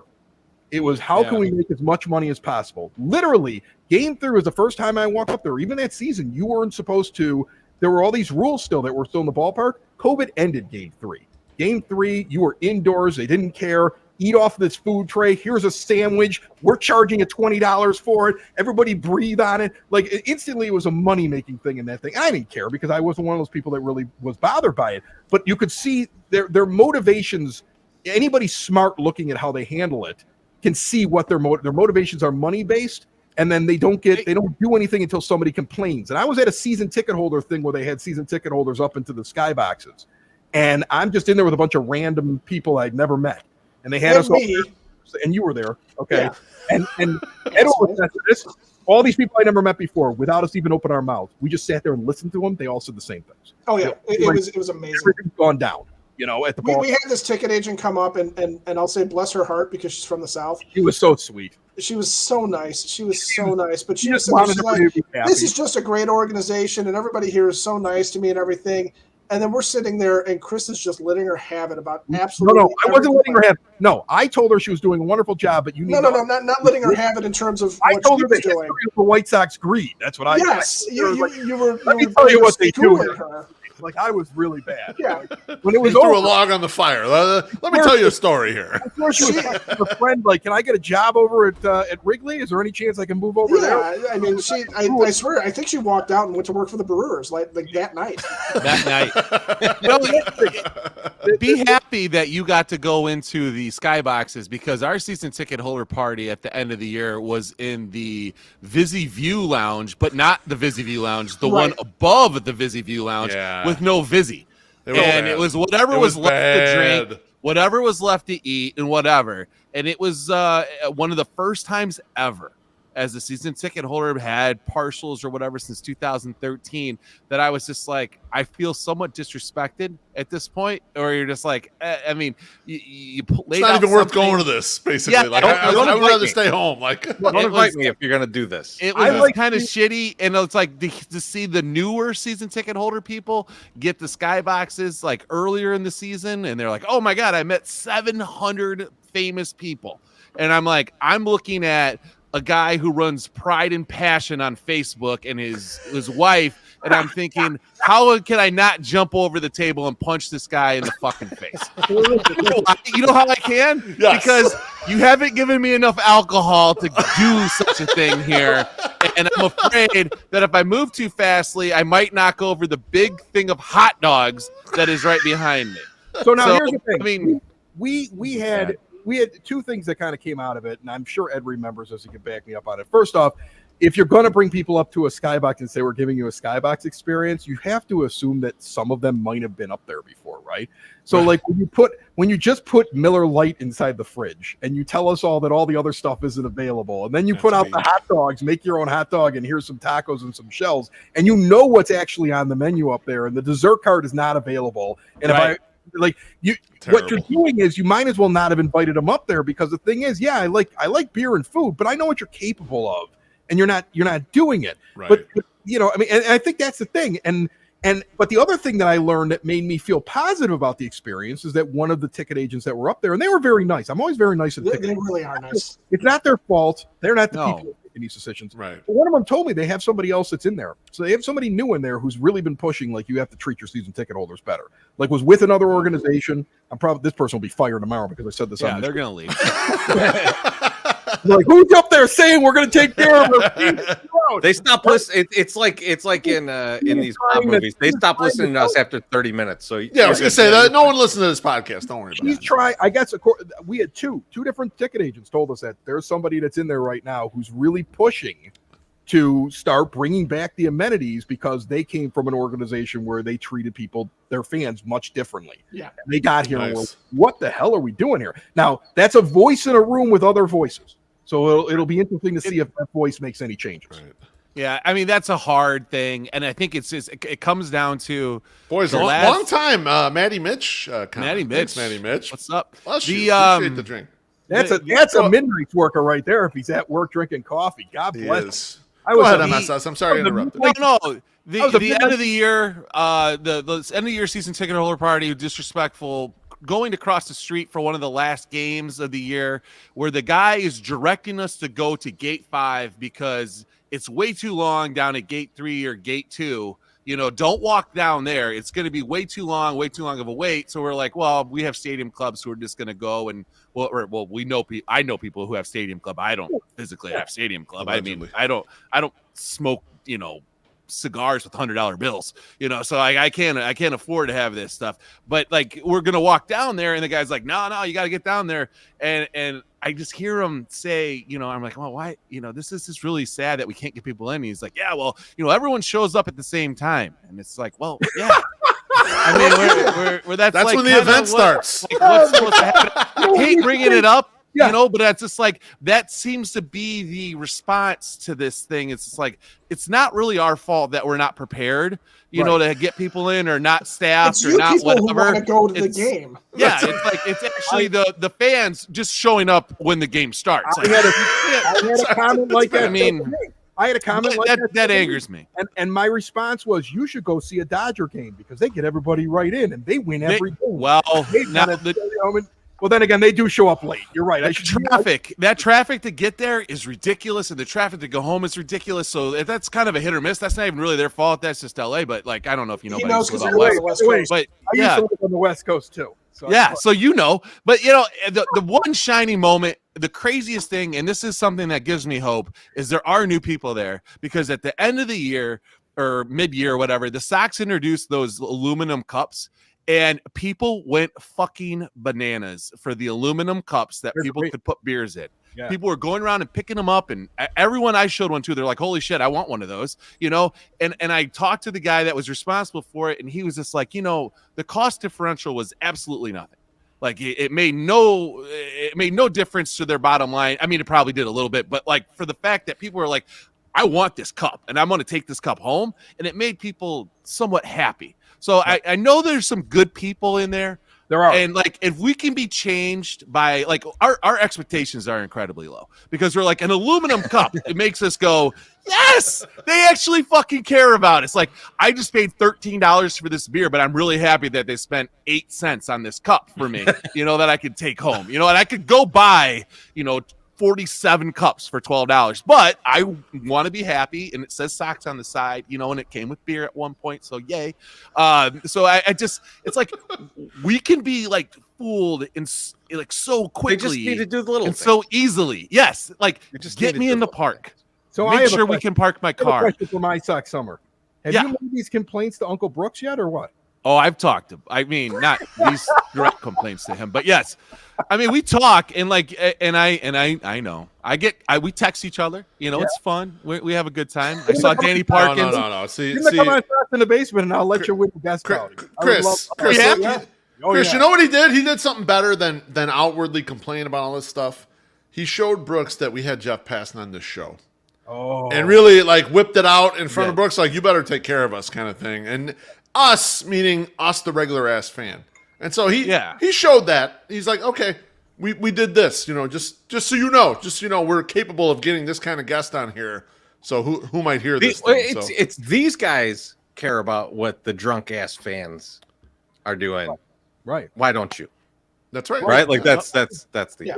You know what they've really missed the boat on is they've missed the boat on also the community that you guys, really you're the godfathers of the group, which is the social media, online, the Twitter, and also like, you had the 108 podcast well before we even came along or anything like that. And you look at how many of them have sprung up and we're successful. That's what's funny about it. Like, these aren't just like a bunch of people that are doing something. These are people who are actually, we talked about at the beginning of the show. Yeah. There's business. There's money being made. Make money. That's how much money there is off of it. I mean, I didn't expect it when we started a thing. I figured I'd just get a couple of people to listen to the thing. And so there's obviously something there, and the Sox don't embrace it. That's the problem. Instead, they kind of shun it. I mean, we have to run into barricade after barricade after barricade when it comes to guest booking or doing something with the team or trying to deal with them. And it's unfortunate that it's that way. I mean, grow a little thicker skin. It's okay for me to criticize your team. You should want to also embrace the fans that listen to my show and listen to your show and listen to Pinwheels and Ivy and, are bouncing around the dot. Like, I mean, like those are, they are not doing that. And that's a real miss on their part. They really need to start embracing it, because I think at this point, anybody with any semblance of intelligence that has any kind of media background should be able to tell who actually knows what they're doing and is going to treat the guests correctly and understand how to do this and who's not going to. And you guys have demonstrated it, and we were fortunate enough to demonstrate it with a couple of White Sox players, which, by the way, were a lot easier to get during the lockout when they couldn't ask their team permission. Yeah. They're willing to do it, right? Like, people are willing to do stuff. I'm not going to say which one said it, because there were more than one of them on the team, but one of them was like, one of them literally indicated to me, like, I know I'm supposed to ask permission, but they don't want to end this thing, so I guess I don't have to. Like, I mean, was it in like an accent, like some type of an accent? Was there an accent there? Potentially. Chris, I mean, this is a great point. What would a Radio Row look like of Sox podcast at Sox Fest? It would be ridiculous. There'd be people lined up watching the shows. It would be exceptionally drunk is what it would be. I'll just to everybody. Josh Nelson would be on the row, right? He'd definitely be on the row. Josh Nelson, I tell Ed all the time, I'm like, Josh Nelson is what I would be trying to do if all I did was a White Sox podcast, right? Like, I mean, and he gets it, right? Yeah. He goes out there and he is like, I'm going to be everywhere. I'm going to do I'm going to live, eat, sleep, breathe, be there, right? Like, we had a joke. We were joking around one night. We were talking about like all the different things. I'm like, you know who I can't compete with? I can't compete with Josh because I don't even think he sleeps. No. And like, I don't even want to compete. That's true. He doesn't. Josh, I think he employs a platoon partner. I think there's really two Josh Nelsons. One's lefty, one's righty. It's like, and you know what I like about it? The drunk one. We're really not the same people. We do different things, and I really respect all the work that he's going to do. Future Sox would be on that as well. I mean, for sure.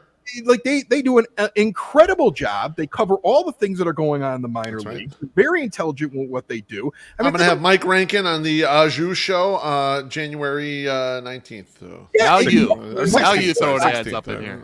Mike's a great guy. I've met him Mike's before. awesome. He's a real fan that I bump into all the time at the games. And James Fox, I mean, think about this. This guy's like coaching like high school sports and writing freelance. And he deserves the fact that people actually go, what does he think about it? And we can actually tell in our actual, like when we do a show, we get a bump from when James Fox comes on, just like we get a bump from when Merck is on, or we get Steven on. We get, people respect him. Do the White Sox give him access? I'd love to see him at a press conference where he gets to ask a question. You know what I'm saying? Like, I mean, like, you guys, of course, are sitting there on that row. I mean, you guys do your thing, and you've got a completely unique thing that you do where you connect with the fan right at that level in the ballpark. You know? I mean, like I told somebody I was going on the 108 tonight, and they were like, "That's awesome." And like, I mean, like, I'm like, well, I guess I'm chopped liver. Fuck you. I have friends who and family members who are like, oh, you're going to be on the 108? Like, yeah, and the other 364 days a year, I'm on another podcast. You know, I mean, there's so many. I mean, I'm going to forget somebody, and somebody's going to think I left them out on purpose. But I mean, no, that's okay. They all suck. You made all the important ones. But I love Father Zone. I love what they do. I love Matt. Okay, he's going to have a car accident one day while he's doing his videos while he's driving on the expressway. I'm hearing that's correct. Yeah. Okay, but I mean, like he's into it. He's excited about what he does. I actually, this is no lie. My folks have a little cottage that I go up to every once in a while. I bumped into not the guys that do White Sox for. Now I'm forgetting who it is. Who's the one on Tap Sports? Who is the guy? On Tap Sports. I met one of the guy who does the Cubs one. He just happened to be at a party I was at a lake over the summer. And he walks up and somebody was like, oh, this is the guy that does the podcast. I'm like, I do a podcast too. And we just started having like a big conversation. Nice.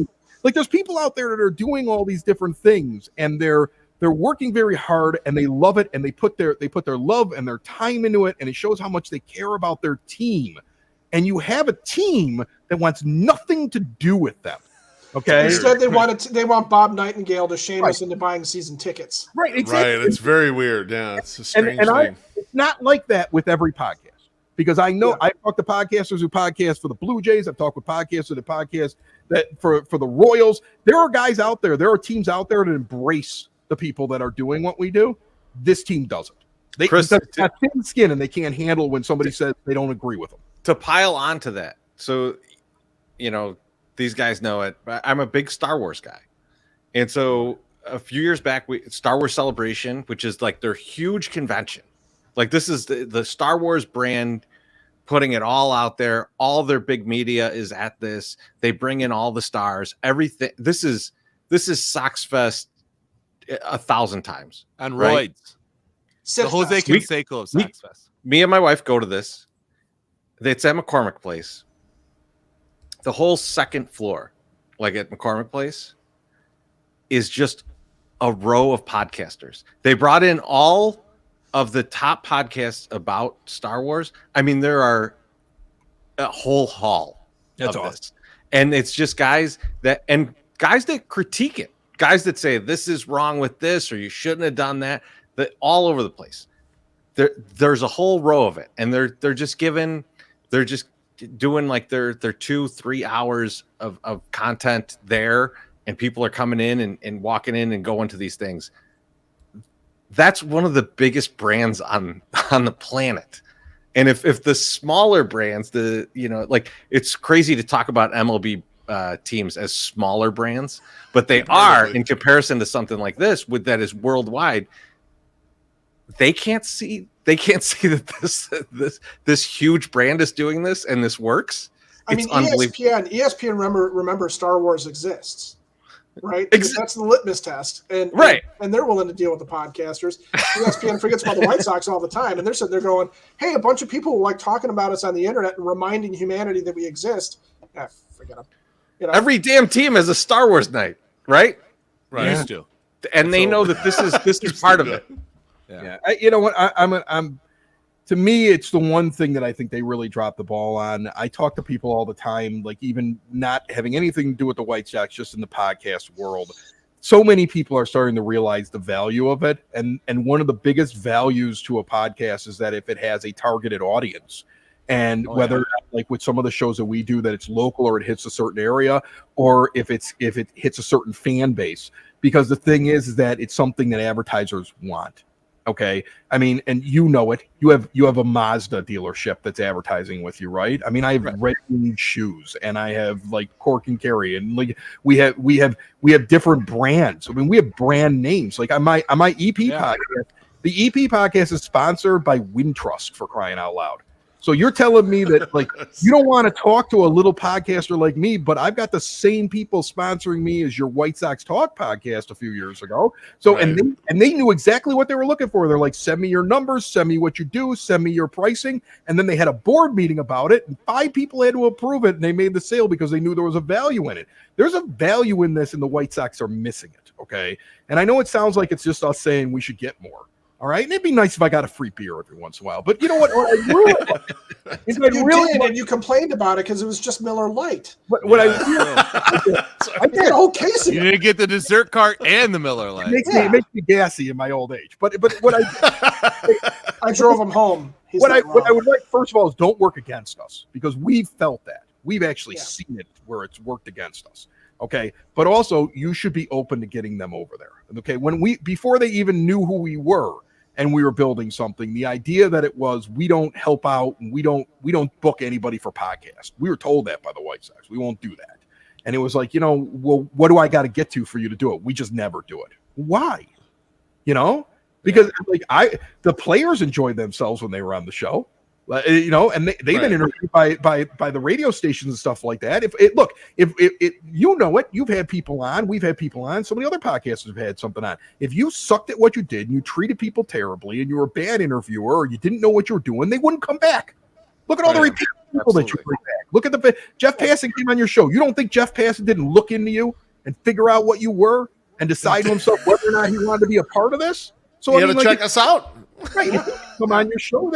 I think the White Sox could throw you a minor leaguer, for crying out loud, or put Daryl Boston out for anything else. Yeah, put one of the Eternals out here. Just let Daryl Boston constantly blow a whistle at you.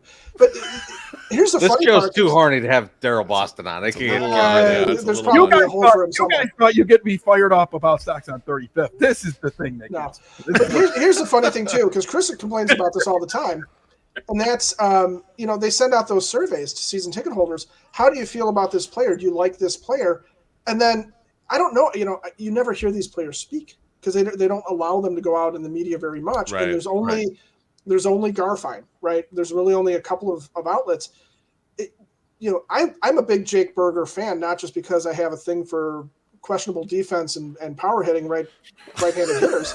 And got a grilled Mike burgers. Yeah, and not because I'm a fat guy who likes burgers. Exactly. That's what I like. Yeah.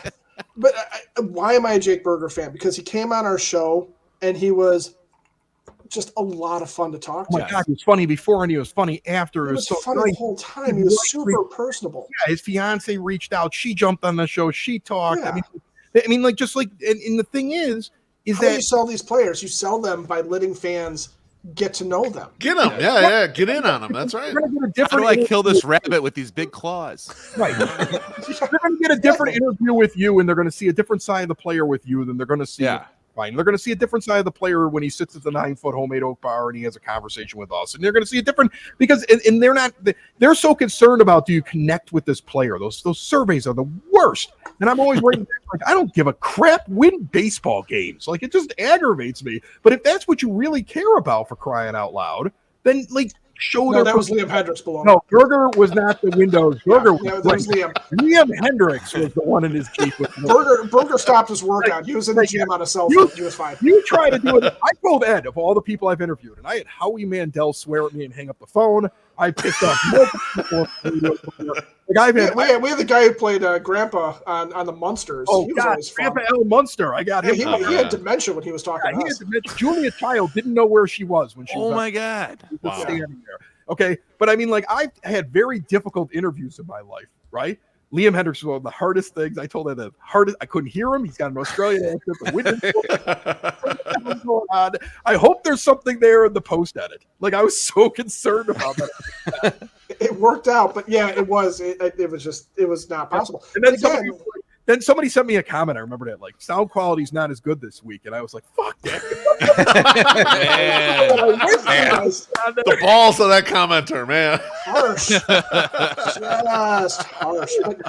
But again, though, I mean, even that, right? Now, give Liam Hendricks a chance to go on a couple of different shows when he's not driving because of. Actually, I think a pipe had burst in his house was the issue.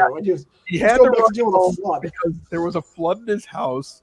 Yeah. And his wife was mad at him, but he was a half hour away. So if we could squeeze this in while I'm driving down the highway to Oh my God. because my wife's mad. And so like, it was like, so on top of all the sound quality, every once in a while he'd drop out because he was getting a text from his wife, like, where the fuck are you? Like, I mean, like, it was a mess, that whole interview. And it was like, what was I going to do? If I didn't talk to him then, I was never getting him. So Right, exactly. Yeah. But again, you know, you give him a chance to do that. He could always come back around with us. He could come on with you guys. You know, and Liam Hendricks should be one of the biggest personalities in the city of Chicago right now. For sure. But they hide He's him. incredible. Yeah, it's weird that they do that. I mean, like it's absolutely I think about his photo shoot after they signed him when he's got the bat and he's looking all like, doing all that stuff, and it's hysterical. And then you hide him away from him. How do I feel about Liam Hendricks? I'm worried that he's got a bad elbow right now. Personality-wise, I can't tell because I don't know anything about him for the past 3 years. Not since he was wearing his own face as a face mask during the pandemic. Yeah. And also the time when he was on the show, but we couldn't really hear him. But I couldn't hear it. So. You talked to him, but you didn't understand a word he said. It's like when I talk to P-Flo. Right. He's probably like, I was on Sax Machine. Like, he doesn't even know what podcast is. No, I mean, it'd be like if we interviewed somebody without Billy Russo. Okay, I mean, it might not have worked out so well, but we would have gotten content. Fellas, we're at 2.5 hours. We could go for 6 for sure. But I'm gonna cut it here.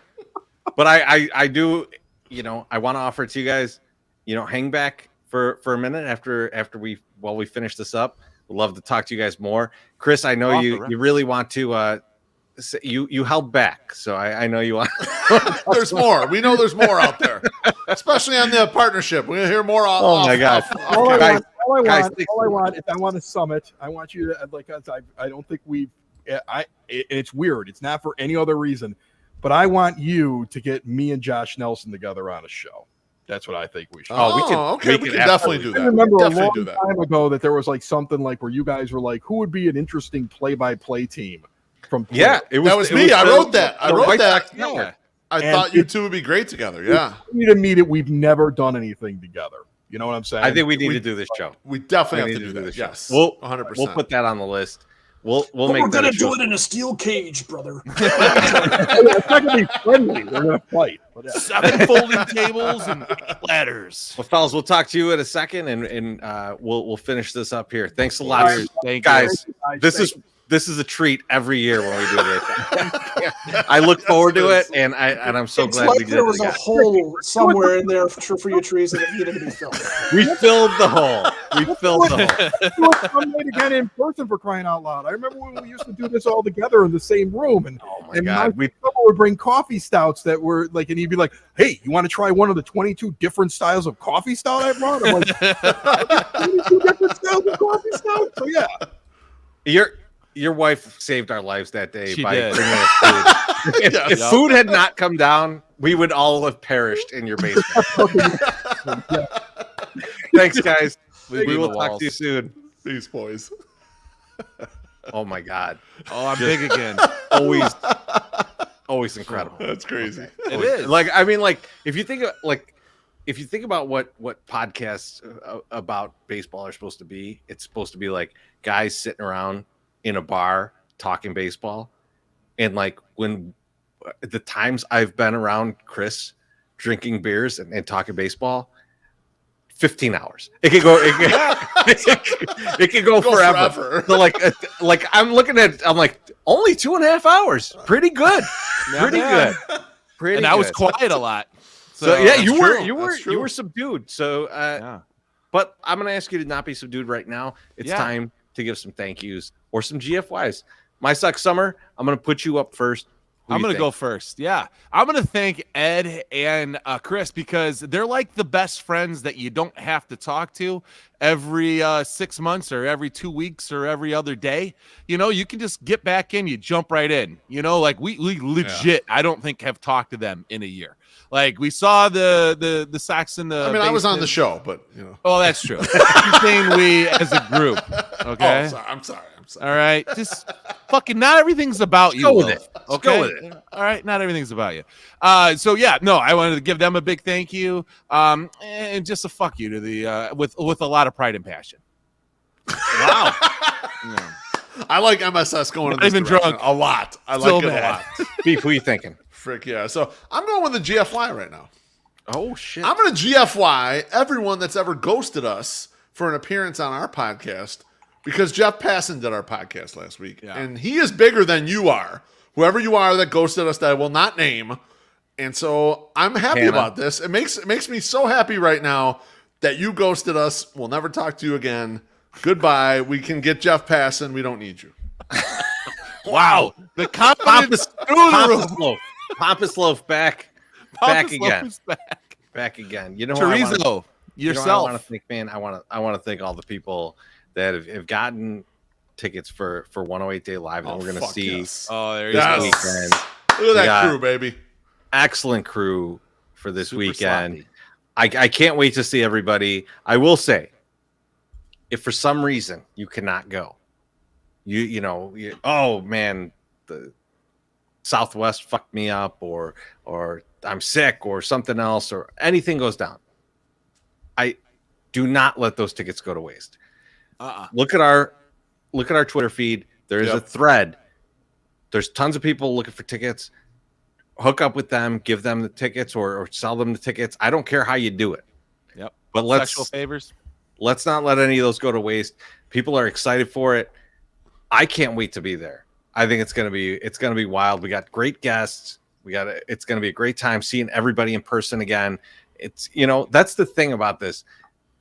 Normally we would go, oh, Sox Fest is happening, so we're good. So everyone's gonna see each other. We're all gonna run into each other. We'll do some after bars, whatever. No Sox Fest. Not happening. This is it. We're gonna get together here. All right. So everybody, I can't wait to see you guys. If you don't have tickets and you're like, shit, I just would really want to go to a concert that night. Downstairs, Reggie's, some 108 crew, some Sox fans are going to be playing downstairs at Reggie's. Right. So Trash Fiasco is closing out the show. So actually, after we do 108 Fest, we'll be able to go downstairs and check this out. They're playing, a bunch of Sox fans closing out the night downstairs at Reggie's. So go get tickets to that. Go check that out, and then we'll meet you up after the show. So it's a win-win. We'll all be there. Come on out. I can't wait. And thank you so much for everybody who's been into this and got tickets and everything. We love you. And it's about that time, fellas. We'll see you later.